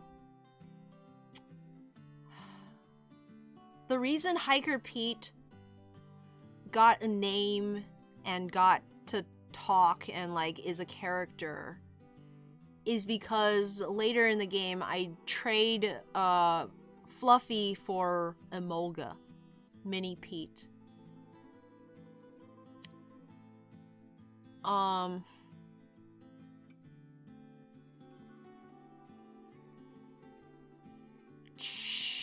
Why did I make Keen into a character? Backpacker. Did I keep calling him Hiker Keen? I might have been calling him Hiker Keen. He's a backpacker. Sorry, Keen. But Keen from the desert. He's a backpacker. He wasn't in the original draft. Because in the original draft, it's silly, but I was going to... So basically in the gameplay, the way that August died was I battled some ranger out in the desert, and he had a ducklet, and ducklet looks super frail, so I thought my ground type could take it, which I don't know why, because it's obviously a bird, which would make it part flying, which means ground types moves won't hit it, but I'm not good at Pokemon. Anyway, it blew water at it spit water at my Pokemon, and he died. So I was gonna make... Oh, and also I had the whole conundrum of having August, and then catching July, boxing July, losing August, and then taking July out, which was like this huge roundabout that didn't work in my head for a good story. It, like, I couldn't figure out how that could be satisfying as a narrative. So originally my plan was to make it sort of like a hallucination, mirage sort of genre break, where my Pokemon all get lost in the desert, and they enter into this sort of Wild West fantasy type world where they're suddenly wearing cowboy clothes, and the angles, like if it was a movie, you would basically hear like the music, the soundtrack would change into some kind of Wild West sort of thing. Also, just to explain what's happening on screen, I'm putting in flats right now. So on the side, you can see I changed my palettes. I have my Jets Black Nuzlocke swatches, which go by character. They're labeled by character name, and then all their colors. Starting usually with the hair, and then the skin, and then moving down the clothes. So I have those, and then above the swatches I have the most recently used one, and that just helps if I like use a color that isn't in my swatches, I can get to it easily. And also if I like scroll up and down to the wrong part of the swatch, instead of having to scroll all the way back to Charon when I'm up at Jet, I can just like grab his colors or whatever. I'm placing colors under the line art in the color layer, and because Clip has the reference other layers thing, I can just use the paint bucket tool and drop it in, and it sort of expands the colored area. The reason it's sideways is because I don't want to constantly be moving the screen around, the page. Normally what I do is I would zoom in really close and just be flying all around the page, which would give you guys nausea, because when it's sped up, when the footage is sped up and I'm like jumping around between panels, you'll see, like, right now I'm just coloring that one panel, right? Because it's just Firedog and Percy in that one panel. But when I get to oh, I forgot that they were in that one too, so I'm going in to put them in. But usually if I grab Charon's hair, I will color his hair in all the panels and then grab his skin and then go through and color his skin in all the panels. So I'm like, you know, nooming around the screen, which would obviously give you guys motion sickness. So I turned it sideways so I can see the whole thing on screen, so I don't even have to go up and down. I will say, it's very disorienting. I have never colored like this before, and it actually made it harder for my brain to conceptualize what part was what part of the character.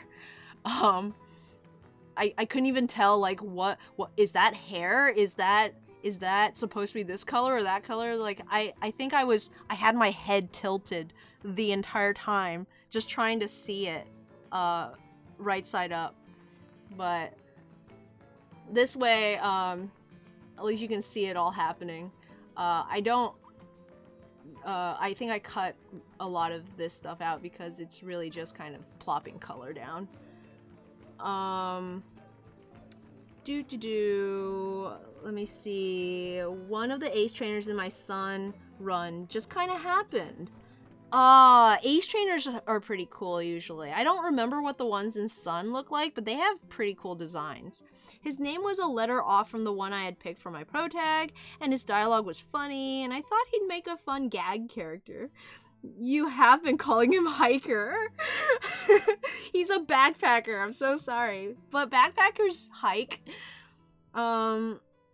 Zephyr says, and then the more I worked on it, the more he just developed on his own and wormed his way into more scenes. Wait, August actually died in game? I thought you just boxed him! No! He died. Yeah, otherwise I wouldn't have used July, basically. Like, I would never have used July if August didn't die. Yo, everything's changed. Oh my. Oh, it changes everything. Yeah, so where was I? Okay, so all my characters would be, like, wearing clothes, like cowboy clothes. They would be talking to each other, like, maybe there would be a town or whatever, I don't know. I wanted it to be ridiculous, and then, like, Jet would be off doing something. And it was gonna be some kind of,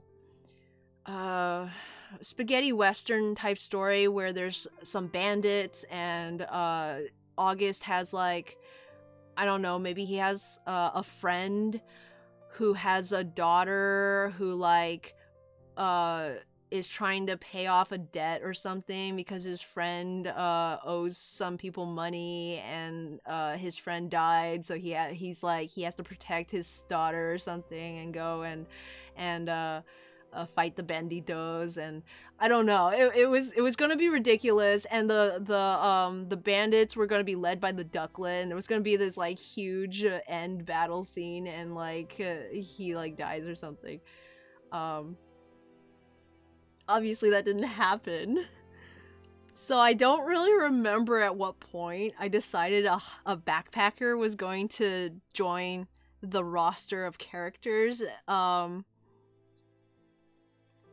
I might have decided there had to be a backpacker because Jet would never have made it across the desert on her own. But obviously August didn't die. Mostly because, again, emotionally I don't think it would have made sense for the story. And I also changed the idea of Pokemon just getting beamed up by Scotty when they're captured, when they're like extras. In this world, you have to take them to a computer and actually transfer them to your storage system. Which means whenever I catch a Pokemon, I can actually give them a little bit of screen time. So July ended up being able to become a character before becoming a character. Yeah, because it just felt so bad. It's like, oh, hi July, bye July, put you in the box. I'm never gonna need you. Oh, whoops, August is dead. Well, looks like I'm gonna need you. And goes and gets her. Bronzeleaf says, did anyone's death hurt the most from characters who have died already? What hurts the most is being so close to calling Lily back into the Pokeball, and she just doesn't because I never caught her.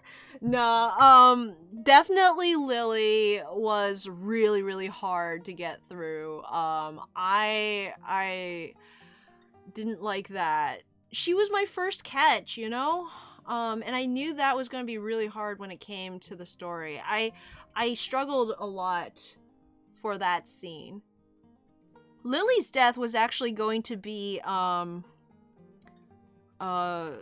similar to, like, the ending of Bolt. If you've ever seen Bolt, it's like one of the early CGI Disney movies.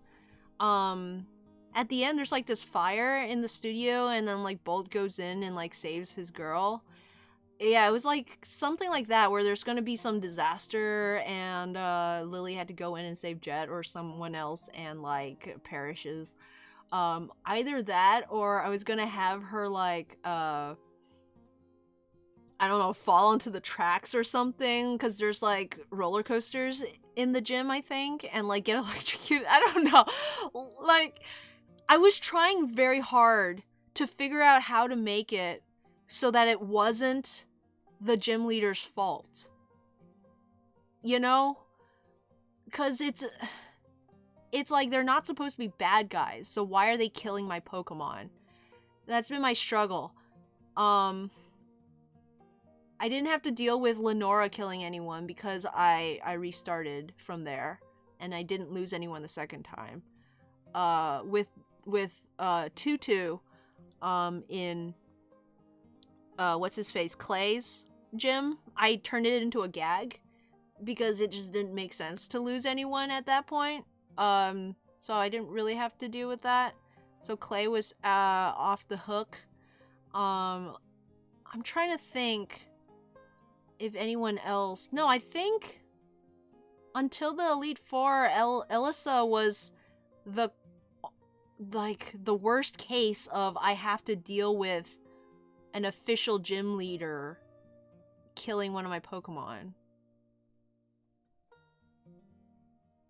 Yes, I think so. I don't know. I was very disappointed when Bottles died because he was cool and I wanted to see what he would turn into. I was a little upset when Broccoli died. Just, you know, it was a little shocking because it was the first one, obviously, but also like, again, I wanted to see what it turned into, but later on it was soul crushing because I didn't have anything that was good against water Pokemon. Was it water that I had trouble with? I think it was water, yeah. Water Pokemon. And I think I got an electric Pokemon. Zoe. I got Zoe at one point, and then all the water Pokemon are part ground, so it didn't work anyways. So yeah, I just started really crying over broccoli, but that was a little later on in the game. Emotionally, it was definitely Lily so far. Tails says, so now the SU movie has killed me. I'm back. I hope you're finished with your sandwich and have started working on your comic. My heart hurt reading that page. I had to stop reading for a bit to fully comprehend the situation. I don't know if it makes complete sense. It's one of those don't think too hard about it. Like, would she have had to go into the Pokeball if they went to a Poke Center? Or would she have had to go into a Pokeball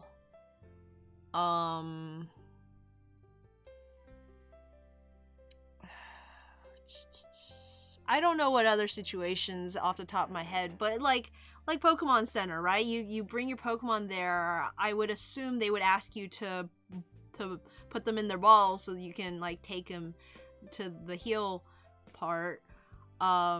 There's probably any number of situations like that where she would have gotten balled eventually. But what I did was I went through and I made sure that on screen there was never an instance where she was put in a Pokeball. So you can't say for sure that it happened. And that's all that mattered. Just like when I finally decided in the last episode that Percy's cat was going to be a female, I went back and I checked all of the dialogue just to make sure that any pronouns weren't used, and surprisingly it wasn't. So I was home free. I'm like, oh, okay, I can just decide now what you are. Wait, which page hurt to read? The one with Lily. Ah.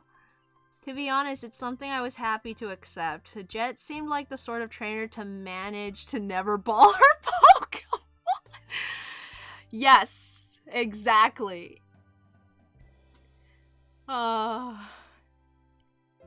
I'm really glad I thought of that, because it makes it so much clearer that it's like definitely her fault. Okay, so it looks like I'm going into backgrounds now, which means it's time for gradients galore. I rely so heavily on gradients when it comes to backgrounds. I don't even know what my work process would be in a traditional media piece anymore.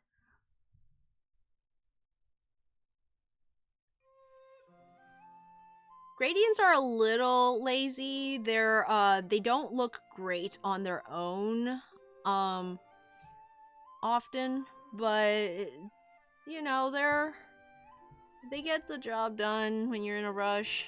And usually I try not to leave them alone. Like, I'll do a gradient and then I'll put a texture under it, or I will use it to like make highlights. You know, like you see on the pillar there, it was a gradiented, but then I took a lighter color and I colored the entire thing. So originally I was just gonna leave these all painted white, but then I realized it looked a little icky, like someone was dripping, let's say, milk all over the place. So I had to put in transparent textures to make it look like water, which I was trying to avoid, but you can only go so lazy before it starts to look really bad. So water textures, and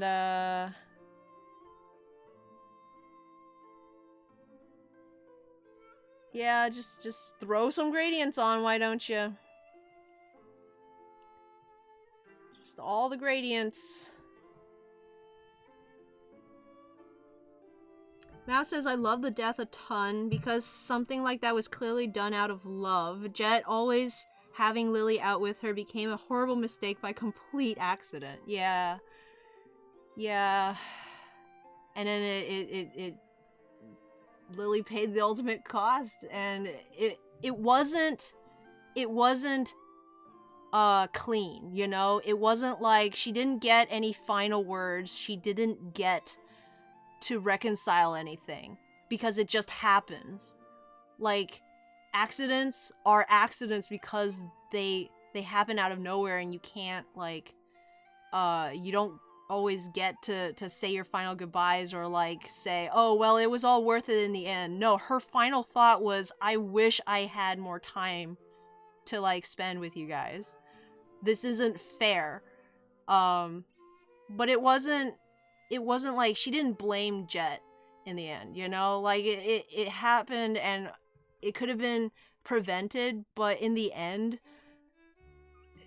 it's, you know, she's not resentful of it. It's just too bad it had to happen.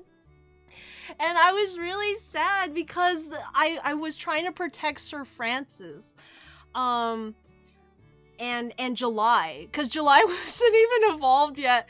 I didn't want July up against the flying type. And I didn't want Sir Francis up against the flying type, because Sir Francis is weak to him as a fighting type, and July's moves wouldn't have affected it very well. And I was starting to be afraid for Fire Dog, so I didn't use him either. Lily was out. I think it happened pretty much the way it happened in the comic, actually. I sent Lily out against the flying type. She beat it, and then... no. I sent her out against the flying type. It switched with the Zebstrika, and then she beat it.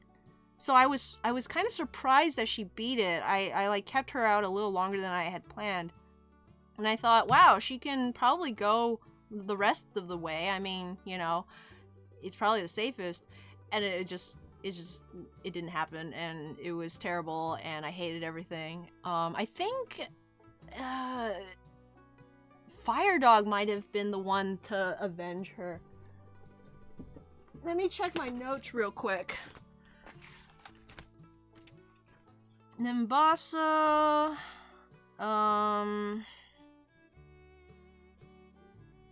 clowns everywhere. Gym battle. Imoga against Sir Francis. Sir Francis wins. Imoga against Lily. Imoga switches with Zebstrika.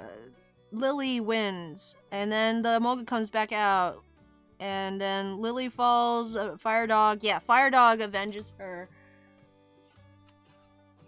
Which I was going to show, but then I decided not to, because that moment had to just end.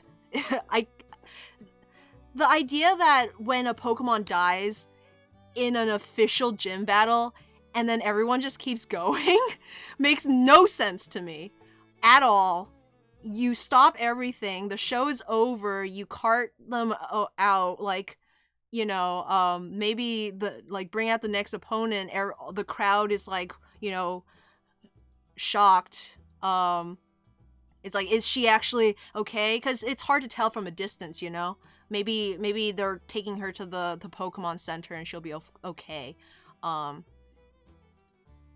the idea that the trainer would keep going, or that the gym leader would allow it to keep going, just makes no sense. In canon, Jet never gets her badge against Elsa. She doesn't get that one. Another badge she doesn't get is gonna be Bryson's. She doesn't fight Bryson for his badge. And I might have her get Drayden? What's his name? Draken? I don't know. Dragon Grandpa. She might get his. Let's see. Braun says, trial and error, probably redoing things a bunch. Hold on.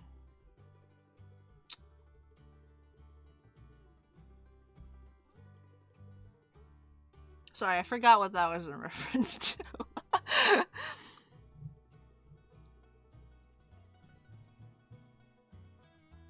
I usually don't record myself doing backgrounds because a lot of it is just me, like, not having any idea what I'm doing and figuring things out.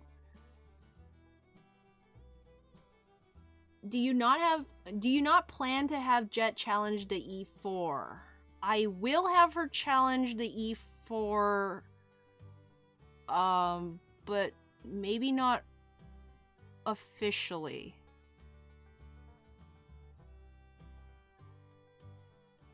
I'll say it, how about this? I'll say it like this. I originally planned to have her challenge the E4, but I think those plans are in danger of being thrown out.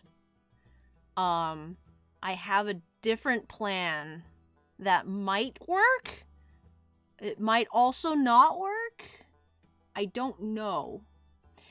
To me, the E4 in Unova especially doesn't make sense in terms of the plot of a Nuzlocke. And I think we were talking about this among my group of friends. I forgot if it was on stream or not somewhere. But think about it like this. I'm not gonna say if deaths happen, which deaths happen, how many deaths happen in my run, but in any Nuzlocke, just imagine you lose Pokemon in the E4, okay? In a Nuzlocke, they don't come back. So it's very serious.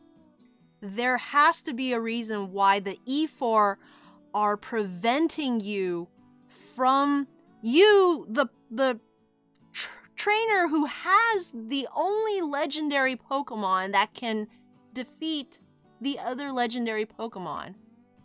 Now, maybe it's that they don't want to repeat history because history says that when the two legendary dragons fought, they completely destroyed Unova. It's possible that's why. Maybe they don't believe that you're the hero because you don't have the dragon, you just have this relic. And they don't want you to... But even then, is that really worth killing your Pokemon for? It's possible that human life means so much more to them than Pokemon life that they're willing to kill your Pokemon just to prevent you from proceeding. From this kid to go into where the terrorists are, you know? But there has to be some, like, incredibly serious reason for them to challenge you like that. But in Unova especially, when there isn't a clear progression to the final, like, you have to go to the Elite Four. They're off in these 4 separate rooms that you have to, like, go off the path to get to them. And then you go back to, like, the middle and you go to... They're waiting for you to come to them. I don't know. It's just, it doesn't make any sense to me. So I have no idea currently in the real world right now as the writer of this comic. I don't really know what I'm planning to do with the E4. Something is going to happen. I promise. It's going to be, interesting, hopefully. It's going to make sense, hopefully, but, yeah, I'm still not settled on my script right now. It could go any number of directions. I've thrown out a couple of ideas that I had that I might come back to. I've kept some ideas to myself. We'll just have to see. And once it does happen, I'll be more than happy to, like, do another one of these where I go through and talk you through the ideas that I did have and which ones I, like, you know, like the ones that I didn't go with and what may have happened. I always like to like keep all my notes and just go back in and see all the funny things that I had planned, all the crazy ideas. Trial and error, probably redoing things a bunch to the gradients on the background traditionally. Yeah. Unfortunately, with traditional media, sometimes trial and error means you have to completely redo a piece from scratch. When I was doing the animal watercolors, which I think I posted on DeviantArt, I have been very bad about posting art to my public portfolios, like DeviantArt and such. Most of them make it to Patreon at least, but like I keep forgetting to actually post them. I think I did post my watercolors though. They're like the animal series of watercolors that I did for my family for presents, like Christmas presents and stuff. But those ones, I think like the tiger one I had to do twice. The monkey one I did 3 times before I got it right. Yeah, it's like when you get to a certain stage and you realize you just like can't use it, you have to resketch and like start over from scratch. Whereas in digital you can just you can just erase that one layer or like undo. Let's see. Tails is going probably to E4 plans. I hope you guys like what I go with. It might not be the most original, I will warn you. What I end up going with may not be the most original idea, I just hope it makes sense and that it's satisfying. That's what I'm going for with this comic. Maybe not the most original, but makes sense, is emotionally satisfying for the story, for the characters. Bronzeleaf says, like how my entire team wiped to Steven's Armaldo because it got buffed off of Ancient Power. Oh, it's so sad when you like get so far and then you just wipe completely. That hurt, honestly. I'm still salty over it. It was out of my control, but not I have a small hate towards Steven because of it. It does change your opinions on characters, I will say. Yes. Like, I'm trying to think.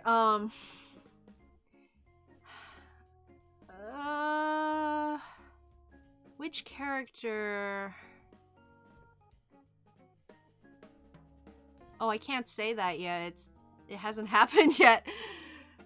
Oh well. But yeah, there's definitely a character that I just completely, like, it completely affected my perception of that character because of the wipes. Lenora is scary to me because of the wipe. I went into Black and White blind, Pokemon Black blind, so I didn't know the whole thing where Lenora is basically as feared as Whitney. But she wiped my team. I was very salty about that, so much so that I just ignored it. And I kept going, which caused a whole lot of controversy later. But, you know, what can you do? It's what happened. It's life. Life and death happens. Everything happens for a reason. But yeah, Lenora,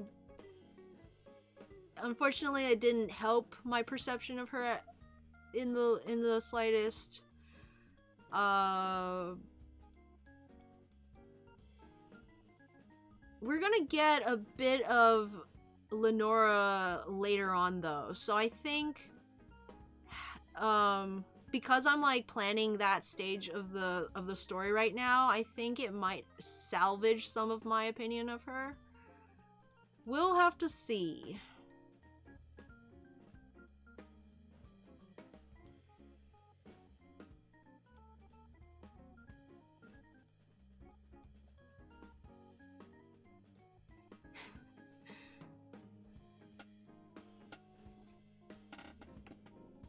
I really need to change the way that I do my word bubbles. I probably will try at some point to write out the dialogue first and then draw word bubbles around dialogue. The way I do it right now is I have the written dialogue in like my sketch layer. Sometimes I don't even have dialogue written.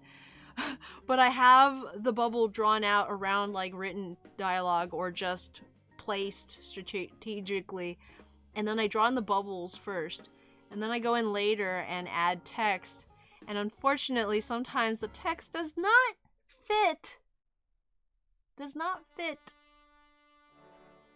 where they should go,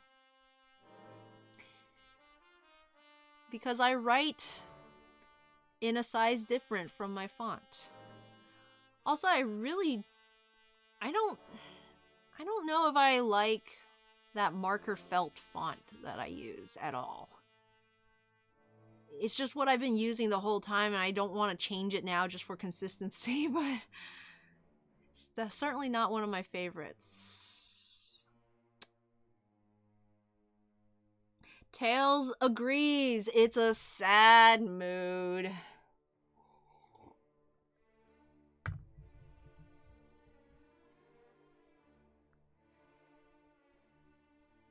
That hand that I drew for Jet in that panel where she picks up Red Eye, I think that's the most anatomically correct hand I've ever drawn on her.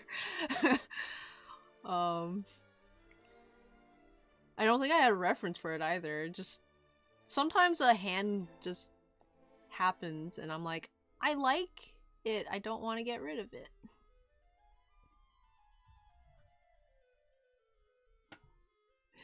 Tails, I'm so close to done, why won't you fit?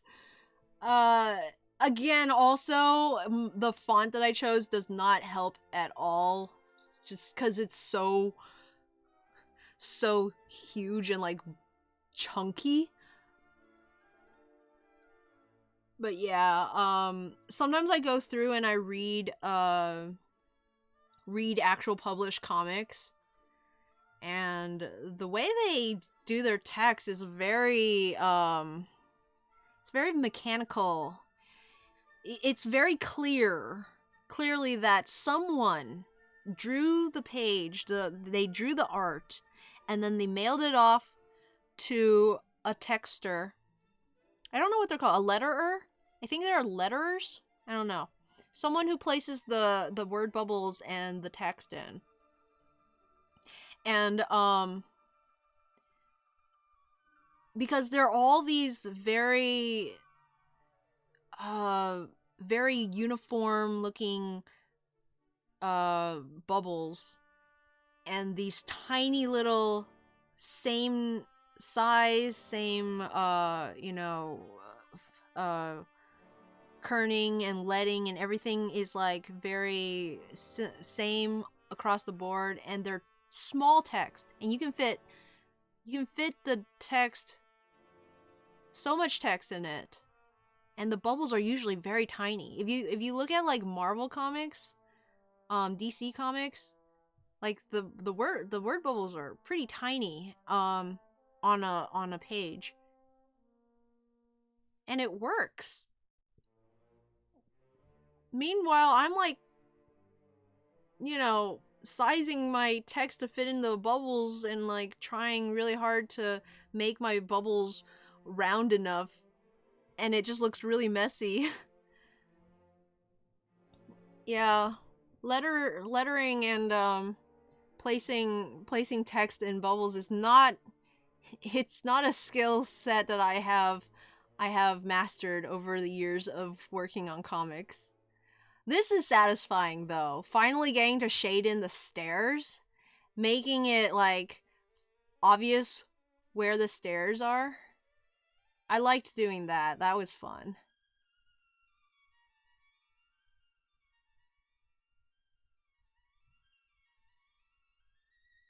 Bronze is back and has food! It's like 11:19 for me right now. What time is it for you guys? Are you having dinner, or is that like a snack, Bronze? Mouse says, y'all really need to write out the dialogue before drawing the speech bubble. Sometimes the dialogue takes so long, though. Like, I feel like when I don't have the thing drawn, I feel like I can still be drawing something. So I don't want to be sitting around, like, working on dialogue. I work on dialogue when there's nothing else to work on. I save it for the very end because I don't want to work on it. Because I get stuck on the dialogue.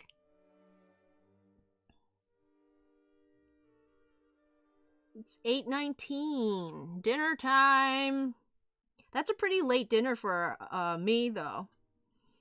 Oh! Leonard Mapache is here! Leonardo, sorry. Leonardo the raccoon is here, guys! Is this for real? Am I catching one of your streams? Yes, I'm reviewing footage of Jet's Black Nuzlocke, episode 74, which was just posted yesterday if you didn't catch it. So yeah, it's we're just watching the sped up version of me drawing the episode that I recorded. Ooh, I hope I fixed that. If you look on Percy's you probably can't see it on your small screen, but I'm looking at it on my big screen, and like on his hood, the shading sort of went out of the lines, and it's really bothering me. I really hope I fix it. Charon's face is usually shaded around his glasses. I don't really know how I would shade his face other than to just color everything around his glasses dark. But yeah, Shadow Triad. I like to think that the other ones are like with Getz's, just hiding, you know?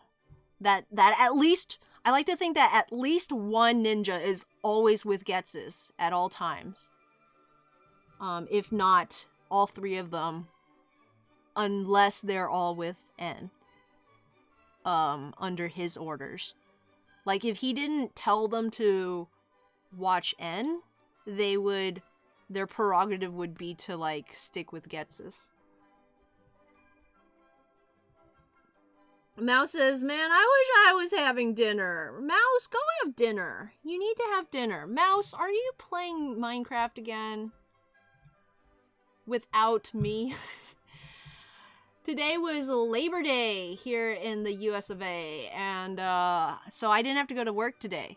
I almost went to work, but I didn't. So I played Minecraft today. It was not a productive day in the comic world for me, but I had a lot of fun in Minecraft, so that's good. You know, sometimes you just gotta enjoy a holiday, and tomorrow we'll be back to work.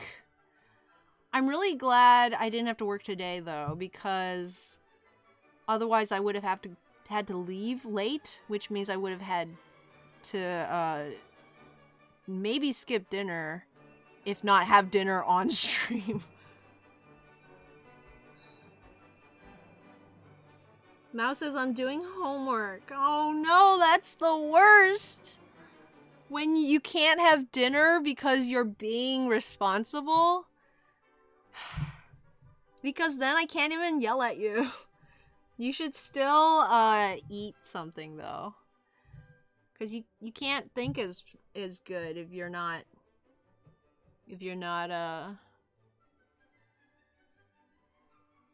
full, if you don't feed your brain. I forgot they existed, and honestly, if I was jumped by a ninja, my anxiety would skyrocket. And Charon's reaction is exactly my reaction. Why are there ninja in Unova? Also, do you guys say Unova or do you say Unova?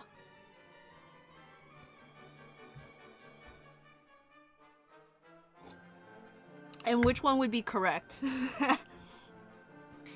And I don't care what the Japanese say it as in the anime, because it's an American region, so if anything, they would be doing the wrong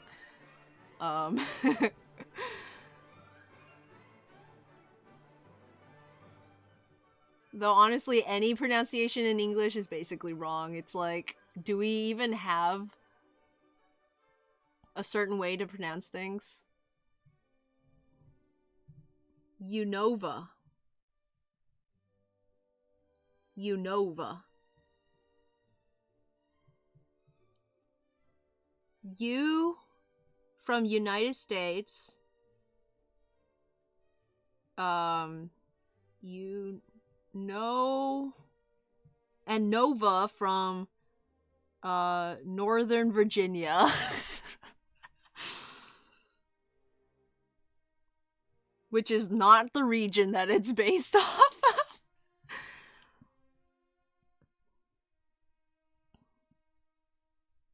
Unova. Leonardo says Unova. Mouse says it's just really late and I'm sad. No, Mouse. I'm sorry. I'm sorry you're sad.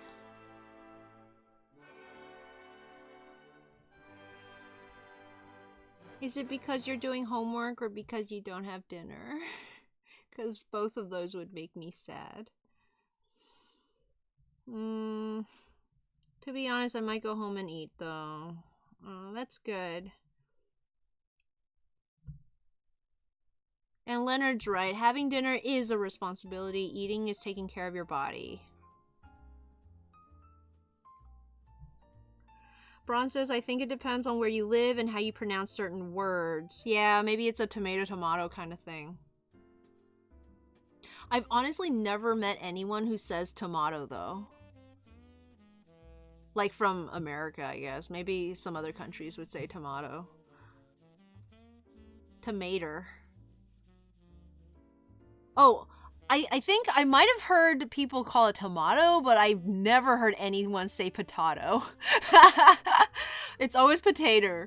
You don't say potato. It's just weird. I assume, Leonard says, I assume Nova comes from the Latin novus, which means new as in New York. That makes sense.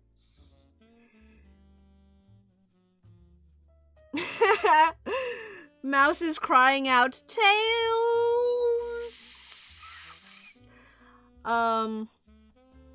Bronzeleaf says, surprisingly, as a senior in high school, I've yet to get any homework. Like, yeah, there's projects that I finish at home, but so far I've finished all my work at school.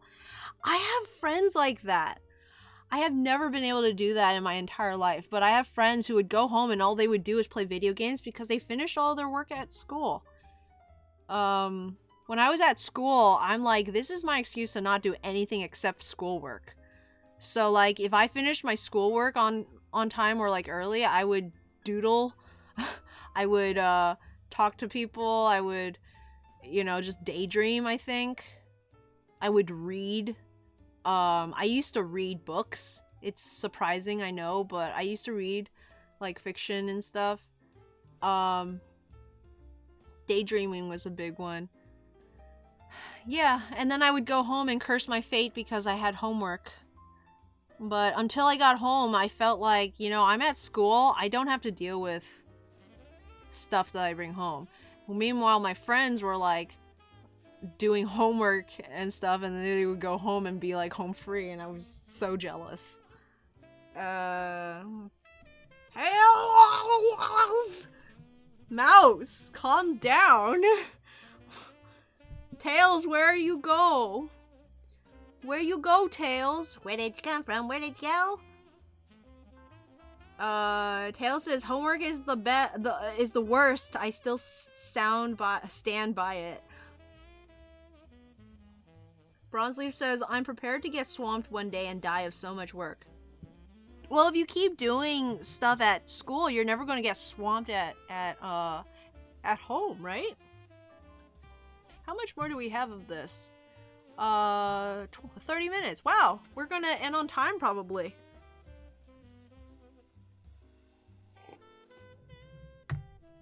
Even if we go overtime, I might still doodle something. We'll have to see. I'm still so upset that the converter I got doesn't work.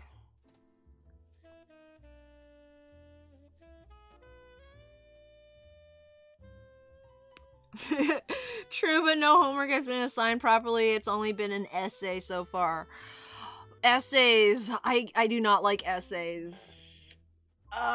Like long form projects I never get done in time. Why do I always drift towards that side of the screen? I think it's because like the way my desk is situated, it's got the place where your legs are supposed to be is off to the left, and my keyboard and touchpad are on the left of my tablet, so I tend to gravitate towards the left, and when my face is like pressed up against the screen, I forget that there's more screen to be used, so I end up everything just gravitates that way.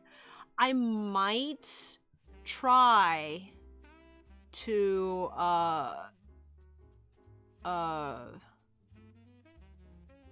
truncate the canvas so that it's slightly shorter next time, so that I can't even go that far. I might try that. You'll have to see my desktop showing through, but at least then the chat will have a place to sit. I'm okay when it's like half covering like this, but when that's all that there is and like it's half covering half of the screen, it's just really bad. It's not a great look. And also when I'm like working in that area, I just need to remember to move things over, I think is what happens. Yeah. Maybe I should put some tape on that side of the screen so I don't use it. In fact, my touchpad is so sensitive and big that I've taped a piece of card on the top so that I can touch that part without activating the touchpad. Because when I'm using the keyboard, I'll just accidentally, my palm will press down onto the touchpad and like move it. I like to move it.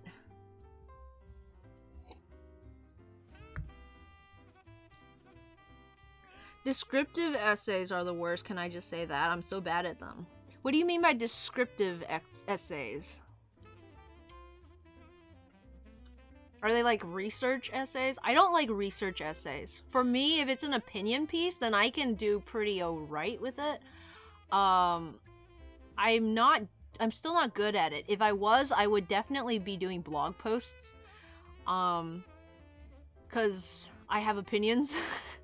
But unfortunately, I can't formulate my opinions well enough to actually like put them into sentences. And then when I try to write down the sentences, I tend to over-explain and forget what I'm talking about, so that by the time I finish a paragraph, I don't remember what I said in the beginning of the paragraph. So like, I've tried to write blog posts before, I just don't do well with them. And then usually they end up really boring to read. I can't do video essays because I don't read well. So when I'm reading, I tend to trip over my words. So that's out.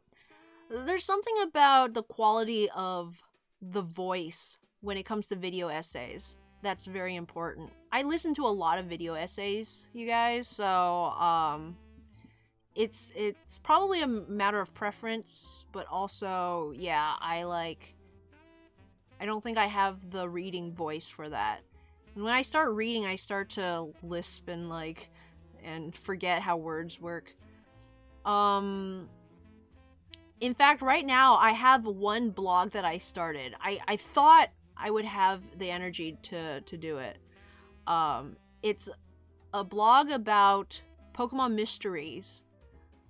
Things that are unexplained in the world of Pokemon that shouldn't be. And my theories on them. I have one entry I have several planned that I can do, but I have one entry written and posted, and I have not found the time or energy to do another.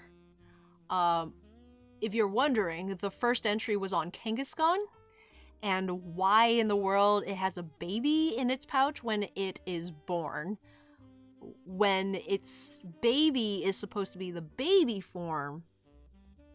You would think it would come out in that form and then evolve into mama, but that is not the case. I know it's a game mechanic. I want the point of the blog was to explain it in universe. The next one I want to do is on Cubone and why nobody has ever attempted or like figured out how it looks underneath its skull, and also how in the world can a Cubone be wearing its mother's skull if I am breeding multiple Cubones and then I can retrieve the mom from the daycare? Explain me that, Pokemon. So that's the next one that I want to write, but I just haven't found the time or energy for it. I mean, what do you expect? It's like I draw. The thing I do is I draw, and even then I forget to post. So can you really blame me that I forget to do the thing that I don't do? Kangaskhan says, Kangaskhan is a Pokemon with 2 heads, and 2 bodies, and 2 spleens, and 2 livers, and 2 everything. It's 2 Pokemon. Bronzeleaf says, oh wait, I'm reading backwards. I've been told not to do that. So about descriptive essays, Bronzeleaf says you have to describe something without exactly saying what it is. Like, you can say what color it is and something it's comparable to, but not what the thing is. That sounds like a fun game, actually. Isn't that the game where you like put a word, like you tape a word to your forehead, and the other person has to get you to try and say the word that's taped to your forehead, and but they can't use the actual word?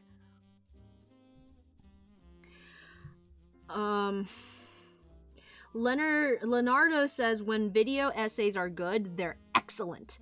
When they're slightly not as good, they suck. Yeah, unfortunately, it's one of those where, like, the quality, there's no, like, in between. It clicks with you or it doesn't. They either have something good to say or they don't. But, you know, there are tons of them out there, so you'll eventually find someone who does essays the way you like them. And I love video essays because I cannot read. I've recently lost my ability to do simple arithmetic. I've lost the ability to read many years ago. So like having essays that are read to me is excellent. I'm an oral consumer of ideas. It's the worst. I get so confused and lost I can't do it without saying what the item is. What class would require you to do essays like that? Is it just writing, or is it like... I don't know. That game is called Taboo where I live. We do have a game called Taboo, I think, but it's slightly different because you have a list of words you're not allowed to say. So, like, let's say if the word you have to get the person to say is armadillo, you can't say the word armadillo, but you also can't say the word, let's say, animal. You can't say the word small, and you can't say the word, I don't know, shell. Or, you know, like, they give you a list of words that you can't say. So not only are you avoiding the word, you're also avoiding several words that are taboo. Which makes it a lot harder. But there's another game where you like, you usually when you buy the game, it gives you a headband with like a zip, what's it called, a Velcro thing glued to it, and then the words also have Velcro on them, and you like stick it on your forehead with the Velcro.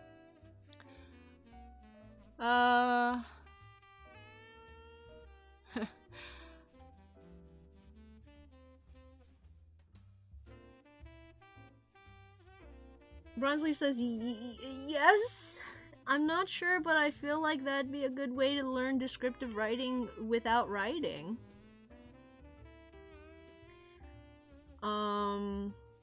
English 12, but my professor also works at a community college in my area. Okay.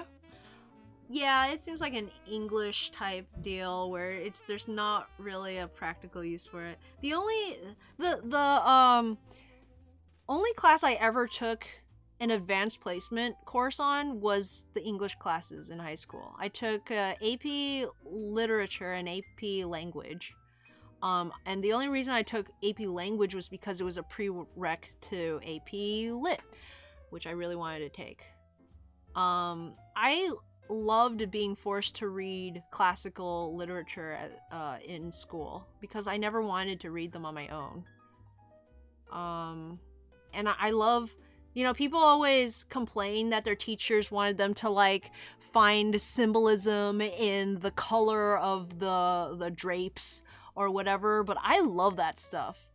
And I don't know, maybe it's a pet peeve of yours that like the professors claim that was the original author's intent and it's not, or like whatever, like, or they're saying that's the only way to interpret it. But honestly, as someone who like didn't have many ideas of my own, I just took it, as a kid I didn't do research. If you told me something and you were in a figure of authority, I would probably believe you. And I don't think that knowledge like was harmful. It was a interpretation, and if it wasn't the interpretation, someone else would probably correct me later in life. And besides, if I went on believing that this author didn't intend for the drape colors to be important, I don't think that would have affected my quality of life much, or anyone else's, but yeah, I liked being forced to like think about that kind of stuff. And that's a lot of like video essays right now that I listen to are like Nerdwriter and Game Theory and just people who think too much about media, because I hardly think at all. And it's cool, it's nice, it's like I'm sharing brain space. So I'm going to be going through and putting a light gradient on some of these characters, which I almost never do, but I accidentally did it on some of them and it looked pretty nice. My gradient tool right now I think is set to either screen or overlay. I can't remember which. I think it's screen. And it makes it so that the darker areas don't get affected. So like where the shadows are, and it changes the color in a nice way instead of just making it like stark white. It like affects it in a way that the light would have. So I started going through and adding that in because it gave it a little more dimension, I guess.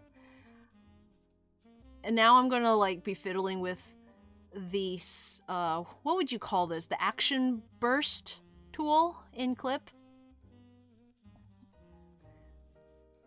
Because I don't like doing action lines. But the burst tool isn't very intuitive, I don't think.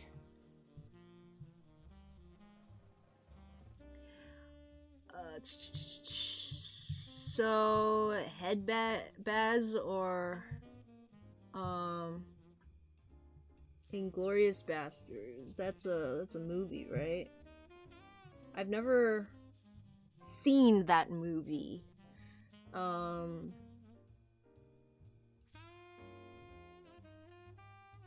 don't think I've seen Headbads either, though. Tail says, God help me, I have writing for research submission this semester. Writing for research submission. That's a class. Oh, man. But it seems like an important thing to learn, so I'm glad someone's teaching it. Bronzeleaf says, I've never done honors classes, and I never will. That's a lot of work.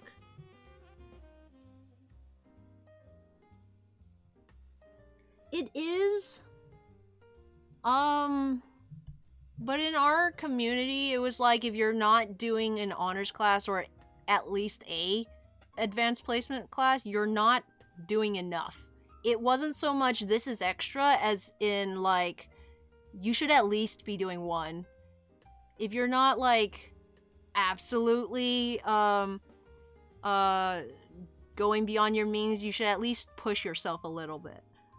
If you were taking the base class for your grade, you weren't doing enough.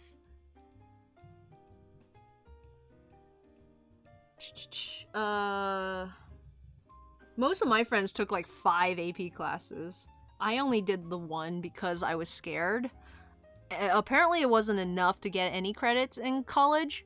I didn't like do enough research to know which ones I needed to take cumulatively for it to count as a credit, but I enjoyed being in the class because the teachers kind of expected more out of you too, which means they pushed you a little harder. I took baby's first math classes my whole life. If my grade was supposed to take a certain class, I would always take the base class, which means that class usually was reviewing stuff from last semester, so I was like a semester behind on math. History I never did well in, but I also didn't like actively seek out the easier classes, so I usually failed the most in history. And then science I really enjoyed too. I forget if I took any science advanced classes. I'm gonna be doing some blood effects, I think. I think I kept that in, hopefully.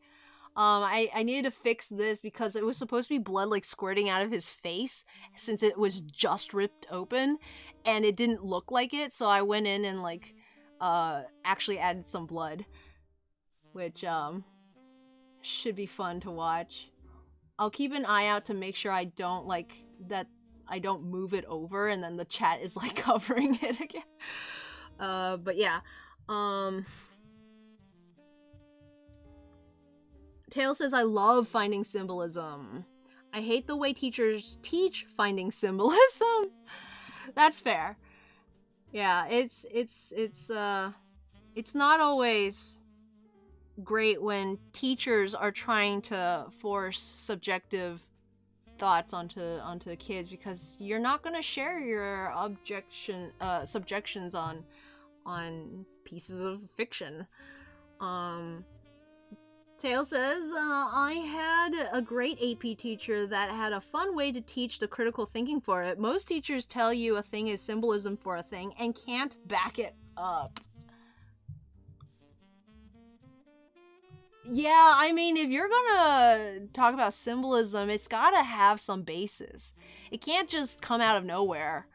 That's for sure.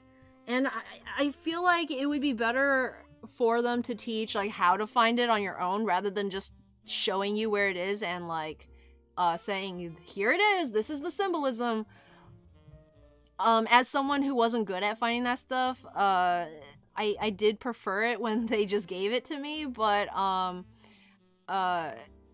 as someone who isn't good at it, I feel like I would have benefited more if they had actually taught me how to find it myself.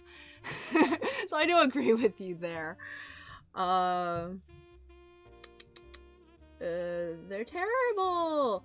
Bronzeleaf says, I loved doing poems and finding symbolism in English when I was in middle school, or essays that you get to write and do what you want. I've written some poetry. I don't know if any of it is good. I like some of it. I don't know if any of it was for school.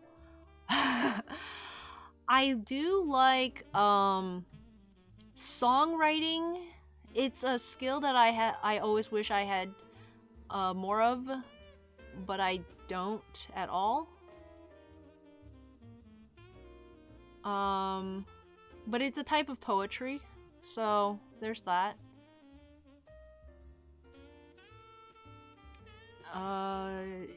And that's all I have to say about poetry. I don't know how to read poetry at all. Or talk about it. And I rarely had classes where I could just write fiction. I don't think I took many creative writing fiction classes. Which is strange. I feel like I would have taken more.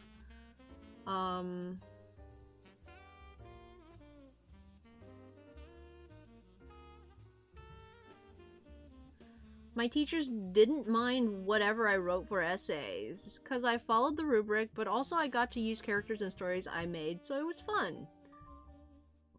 Bends, sorry. It's okay, I don't know what that one is either. Tailsim says, I don't want to do research. Just psych research sucks. Research papers suck. Isn't that one way to get, like, grants and stuff, though? Like, as a... I guess you're not really a scientist, so why would you have to... I don't know.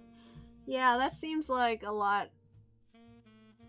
That seems like something extraneous. Bronzeleaf says, I'm from Arizona. My school's basic GPA score is 2.3 at most. If you have a 3 point something, then it's overboard. I don't know what my GPA is. Let me think. It was 3 point something, but I think it was relatively high, like maybe 3.7. I don't know. Yeah, in my area, it's like you want to get a 4.0. That's the goal for everyone. I don't think I ever had it as a goal. In fact, I don't think I counted my credits even. I wasn't one of those kids that, like, whenever the teacher gave back their quiz, I did a math thing in my head and, like, figured out where my GPA would be and where my grade would be. It was always at the end of the year, I'd be like, surprise me! What grade did I get? I don't know.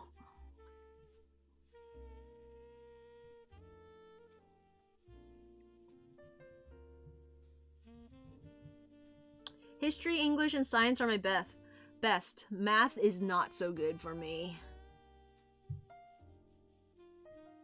History was hard for me because it was a lot of memorizing dates and stuff. What am I doing right now? What is happening? Did it finish? Oh, it finished! Hey, there you go. There's the episode. Cool. Well then. Let me just catch up with the chat. It is 10 minutes to 12. We can probably doodle something. Why doesn't someone drop a Pokemon in the chat and maybe say what you would want me to do? Otherwise, I might just do it from memory or just a cute doodle. And I'm gonna catch up with the chat. Hold on. Tails says, to teach finding it yourself. He gave you a list of things in a scene that are oddly emphasized. You had to pick one and argue what you thought it meant. Then he'd ask you questions and you had to defend it. That's awesome! That sounds like a lot of fun. Tails says you got credit just for doing it, so no pressure if you were wrong. It taught you to ask questions and dig deeper and really think. I feel like that would be fun for the teacher too. Can you imagine, like your job is basically to make your students do book theories, and then you try to debunk their theories. Tail says, yeah, to get a psych degree, you have to be trained to counsel or to research, which is stupid. Wait, but you're doing counseling, so why do you have to do research paper? Wait, are you? Which course are you doing? What concentration are you in? Who are you? What's going on? Who am I? Where are we? Leonardo says, that's why I dislike so many movie video essays, because there are false statements in them. I don't mind if research is not as thorough, but fact-checking is not hard. So, like, I feel like some things in movies you can just completely miss. It's, like, we're human. Even if it's your job to, like, fine-tooth comb a movie, you're going to miss, like, a line of dialogue or, like, something in the background or you know, maybe an entire plot point. Or maybe it just, like, goes over your head. You didn't understand it. If you explain it to me well enough that it seems like you have an argument, I will believe you. And I will probably continue to believe you until I either watch the movie again, which is very rare, because I don't have time to even watch new movies, let alone rewatch movies, or if I watch someone else's video essay that debunks it, which honestly, I like that. It's like, I don't know, I feel like if I were the one personally to find out that you got a fact wrong, and it's happened before, it would take all the enjoyment out of the discourse. Because then all I could be is upset that you got something wrong. I much prefer going in, you know, la la la, and like, oh, that makes sense the way you explained it, and then someone else comes in and like explains it differently. I'm like, oh, okay, well, that makes sense too, and that makes more sense than this one. But because someone else is publicly announcing it, I don't feel the responsibility to like go and tell them that they're wrong, essentially. I don't know. That might just be because I'm one of those... I never want to tell people to turn off their brains. I just tend to not have my brain on most of the time. I have to actively turn my brain on. Let's say it that way. Leonardo says, I get it. Nobody likes to do research, but you don't write essays if it's the case. Bronzeleaf says, I remember things on a history test by random. Like, I'd forget, but once I saw the question, I knew the answer. Tail says, the teacher said it was fun for him. Yeah. He said he got a lot of new ideas from hearing us. No, you have to learn both for a psych degree. Oh, okay. I have to be trained in both. Even though I will never ever do research because it sucks. Your brain is on autopilot. I have it on when I need it. Just some things like how does time travel work in Endgame? I don't need my brain on for that. I'm preoccupied with other things. You know, it's like I have a box on my... You know how they say... Why don't someone give me a Pokemon so I can start drawing so you're not just staring at nothing? You know how they say your desk is like your brain? And if your desk is cluttered, it means you have a cluttered brain. Which to me just means if your desk is empty, it means you have an empty brain. But like, I have a box and it's under my desk. And I throw everything I enjoy but don't need in that box so that I can see it, but I don't have to deal with it.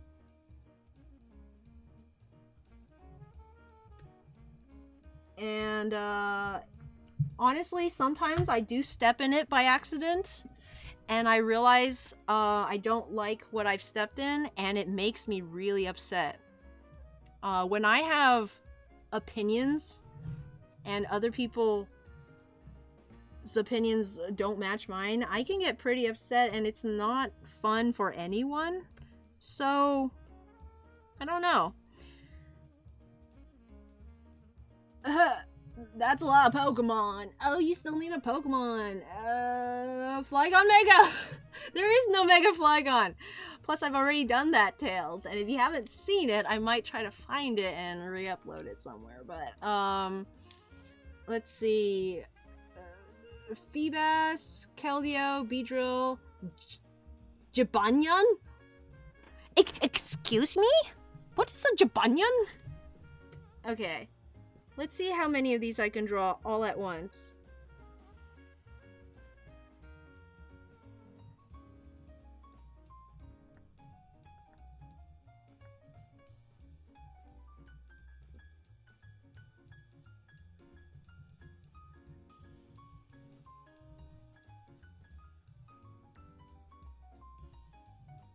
I don't know what its markings are. I'm just gonna make something up.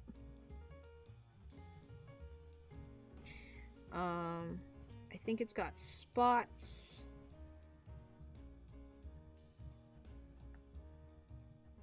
It's got maybe this kind of flipper. No, that's the tail. Oh gosh, I don't know what the flipper looks like. It's got like a handlebar on top of its head. It's got, I think, one of these on top of its head. Does it have one on the bottom too? I don't know. Oh no, I don't know what its fins look like. All of the fish Pokemon, I always get stuck on the fins. I'll just do generic.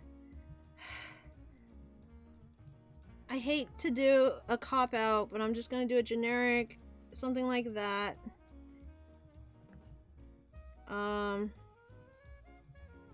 Fish. It's a Feebas, yay. Make this come down so it looks real. Okay, next is, No, I was just playing with you. I know Jibanyan isn't an actual Pokemon, but I just, it would be funny if it was and I just didn't know. But yeah, I was just playing you. I didn't know it was a Yokai Watch thing though. Is that the cat? Because it has a nyan, I think it's a cat. Keldeo. Keldeo is a unicorn. It's a My Little Pony shaped unicorn, so it's like this. Oh wait, it has hair. It has like anime hair. Like this. I don't know what its ears look like, so I'll just do that. I don't know what its eyes are. Anime eyes. Might as well. Let's give it big hair.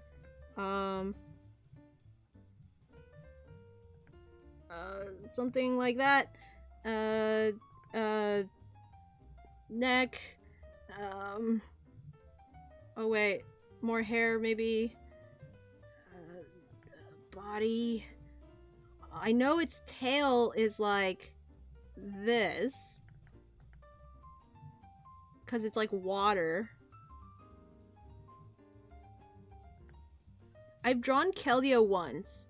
And that's when I was doing a joke with Jet singing the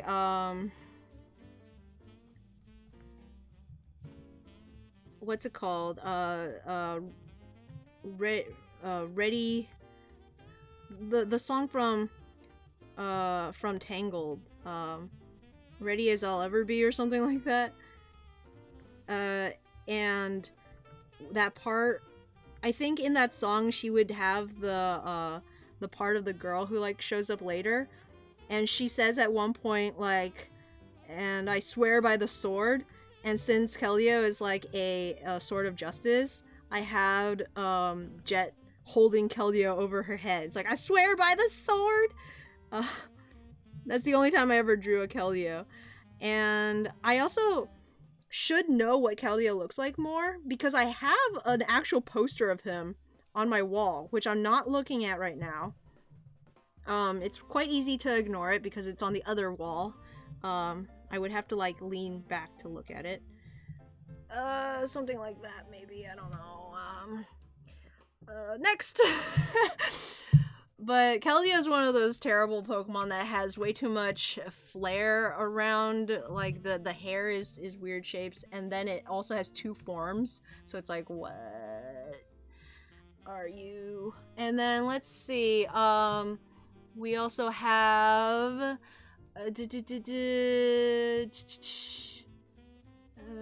Beedrill. Beedrill's an old Pokemon. I should know this one. Let's see how close I can get it. Let's see. He's got antennas like this, I think.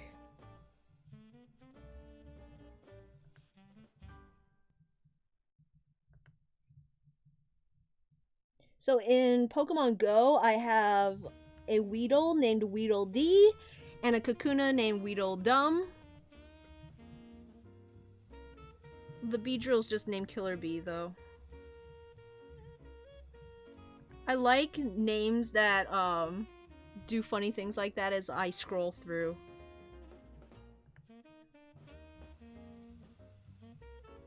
Okay, I believe Beedrill's body is something like this, and then like that.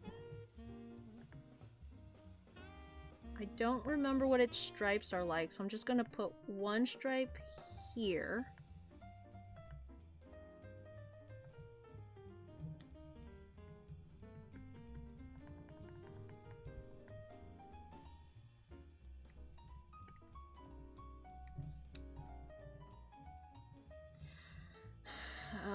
One stripe here, maybe? Uh-oh. Uh-oh.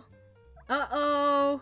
It's a Gen 1 Pokemon that I'm not gonna get right. I think its legs are coming from that part.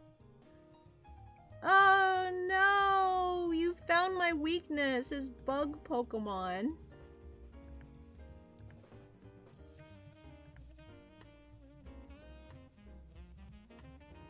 Uh-oh. I'm embarrassed now.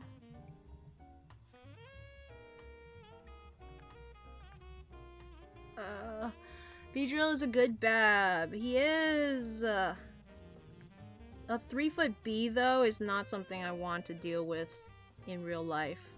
Beedrill is one of those Pokemon that makes me glad Pokemon aren't real. Because they're not even rare. They're like right outside of town. Beedrill is just a bee. A 3-foot tall bee. And actually it's more of a wasp. It's really not just a bee, though it is pretty much just a bee. Of Pokemon that are basically just, the basically just category of Pokemon, I will put Beedrill close to middle, maybe. Like, it still has design elements that make it stand out, like the stingers on its forearms, the fact that it has 4 legs instead of 6, its little bunny antenna. It's got enough to stand apart, but on first glance it is just a wasp. I will give you wings.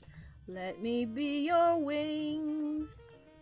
Let me take you far above. I don't know how that song goes. I never watched that movie as a kid, and I'm kind of glad for it. Because I have friends who watched it as a kid and they have nostalgia for it, and I'm so glad I don't have nostalgia for that movie. Unfortunately, though, I do have nostalgia for another Thumbelina movie. It's a Japanese one, and I have no idea what it's called or who made it, or where it is. I can't find it anywhere on the internet. It drives me crazy. Beedrill, done.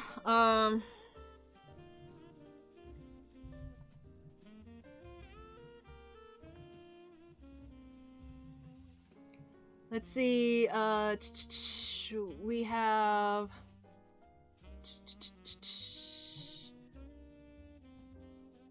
Oh, sorry, I missed you doing Flygon Mega. It's okay. I don't quite remember what it looked like. Or where it is. I hope I can find it and show you. Nothing's a Jibanyan. I need to play Fire Red to get the XP share so I can train my Dratini. I always had trouble finding Dratini in Pokemon. It looks like a pacifier. Oh, one day I will request Baby Lapras. Didn't they cameo Keldeo in the background of a My Little Pony episode? Did it? Did they? Oh my goodness, that would be so funny. It was in a comic, and official My Little Pony comic. Whoa, Hasbro has going all out. I always name my Beedrill Buzzkill. That's a good name for a Beedrill. Beedrill is a good bab. Beedrill is just a bee. 3-foot large bee types are why you get the fire starter. It's a yellow jacket. Some Pokemon should exist because they cool. But I'm definitely going to have a fire type on me at all times. Except then it's dangerous because they might burn your house down or like scorch you. Horribly mean little buggers. Alright, but that's it. We got 3 random Pokemon drawn as fast as I can. As accurately as I possibly can. Which is not very. You guys chose some actual good ones this time. Ones that I should know but don't. You know, when you choose when you choose a Gen 7 or a Gen shoot, what's Kalos? Is that Gen 7 is Alola, Gen 6 is Kalos. Yeah, when you choose a Gen 6 or a Gen 7 Pokemon, it's like, okay, is there any real chance that I'll actually know this one? Come on, guys. But when you get, like, give me Gen, was that 3? Gen 1? Gen 5? It's like, I should know these guys. Come on, these are my bros. These are my peeps. And yet I don't. But, I think that will do it for tonight, you guys. Tail says Gen 6 is Kalos. Thank you. Bronzeleaf says just have a water type increase the fire Pokemon in case the fire Pokemon starts a fire. For some reason that was really hard to read. Yay! Tail says thank you for the stream. No, thank you guys for the stream. I wouldn't have such a good time on these streams if not for you guys. Tail says, now I want to replay Fire Red. You should if you want to.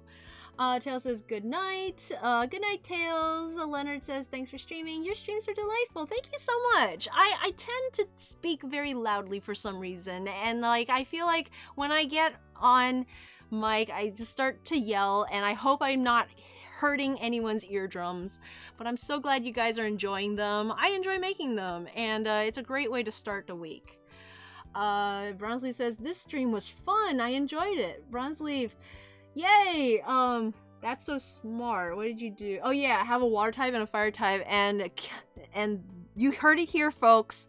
Grass type is the worst starter. Alright, and on that note, before everyone kills me with pitchforks, I will bid you guys adieu. Until next time, catch you later. Have a great week. Bye!